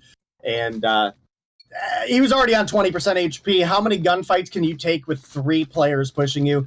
Well, the answer was no follow-up. So big plays out of Exclusive there to take the lead back into their favor one more time. Isla still sitting on 10. Majin also on 12. I mean, the whole team's actually doing it really, really solid. Comparable numbers across the board. But again, is this just a search and destroy team, or are they going to find a way to bring things together in the respawns as well if we make it there? Right now, 1-for-1 trade. You've got Creed for Majin, but Veer going to find another. It's a 2-for-1 overall. Minute and a half on the clock. Bomb plant going to set us down to 45. Veer takes down Fahim. Now, here comes J-Say and Ilub in a 2v4. They find one. They got 30 seconds to work with, Verdict. Do you think we get another round, or do you think it's over here? It's all on J-Say. God, he gets the God tier timing. Look at that. Champions dropped. Veer trying to shut him down. He doesn't. It's Yaya, actually. And Lub gonna have to make the push. Able to take down Veer as he was already getting some shots in him. Yaya repositions. Look at this one. I'm not quite sure where that bomb plant is. Love, ain't no way you're questioning this one. No way you're looking at this direction. Oh my God! No time. Does he have time? No time. Oh, this one's done. Count them out. 6-8, the victory. Exclusive, they had to work for it here in the Search and Destroy, the overtime. Proven to be fruitful for them, though, as the 20 points are rewarded. The sweep still in full effect. Day 2 walls across the board. Man, what a day. What a day, Verdict. What a day. We had 2 big opportunities to see a game 3, and the underdogs just couldn't bring it together, unfortunately. So that's going to be Exclusive coming through once again with the 2-0 victory, rounding out our day. And man, Creed 15 kills on board for the top frag. Love that he's bringing that energy back to the table once again. Veer 14, Yaya 12, Champy and Neil with 8 apiece. You look over the opposition. Again, things weren't that different. Majin, 13 on the board. I love 12. J-Say, 10. Fahim and AO, 8 apiece. I mean, we were talking about the matchups earlier being close, with a couple players being down on 2, 3, 4 kills. That's about as close as you can get here. That's about as close as it gets now, as we'll take it back to the host desk. That one got close to seeing raid action, Deanna. Too close to call, too close for comfort, but Exclusive, they handle business. Yeah, definitely. I'm happy that we didn't have the raid game. Obviously, you guys know I like it. Okay, I would be happy if Icemont would have won, or that Exclusive one right now. Obviously, I had high hopes for Exclusive because I believe Icemont is like well, they are players that played before, but like right now they just got invited to Mobile Mayhem, I think, after teammates disbanded. So yeah, maybe they need a little bit of practice, but definitely the hardpoint looked like the first 2 hardpoints, you know, when Kings played against Enigma, and 117 not found against Atomic, right? It was very, very good, very solid, because again, they are a team with players that were like, we were keep seeing in top teams, right, prior this season, and they played together, so they had that good chemistry, and I was expecting they're gonna perform good, right? They did not even hold it close with the Icemont players in the hardpoint. But now on the S&D it was a little bit different. S&D looked way better for Icemont, right? And they actually managed to pick up more rounds, sending us into an overtime S&D. But yeah, overall it was a good game for Exclusive, and as I said at the beginning, as I said earlier, you know, I've had high hopes that Exclusive gonna win, because they came in the past couple of broadcasts and they actually performed very, very good. Talking about performance, Dave, can you go over the standings to see which team has the most points right now? With today's update, guys, of the scores, Kings remain in first place with 100 points on the board. Second place, Animus with 75. Third place, Exclusive have been able to jump up with 65. 117 not found. And, until the Exclusive matchup was able to pass them, but sits in fourth with 60 points. And got Zidium in fifth with 50. In sixth, you've got the 31ers with 40. In seventh, you've got Panic with 30. Enigma follows up with 25. Atomic in ninth with 5. And Icemont, their first day here, but it is going to be a 0-point day for them. Kings on the first place, 100 points. We have Animus very close, 75. And finally, we don't see that breakage because, when we started, we had I think Animus 75, and then the next third place, it was somewhere 30 something, right? Right now we see Exclusive picking up some points, 117 not found also picking up some points, and Zidium. And talking about this, Verdi, can you go over the results of the day, please? Oh yeah, not much to see here. They were very swift, very clean. 2-0 sweeps across board. Kings bringing out the brooms in their series.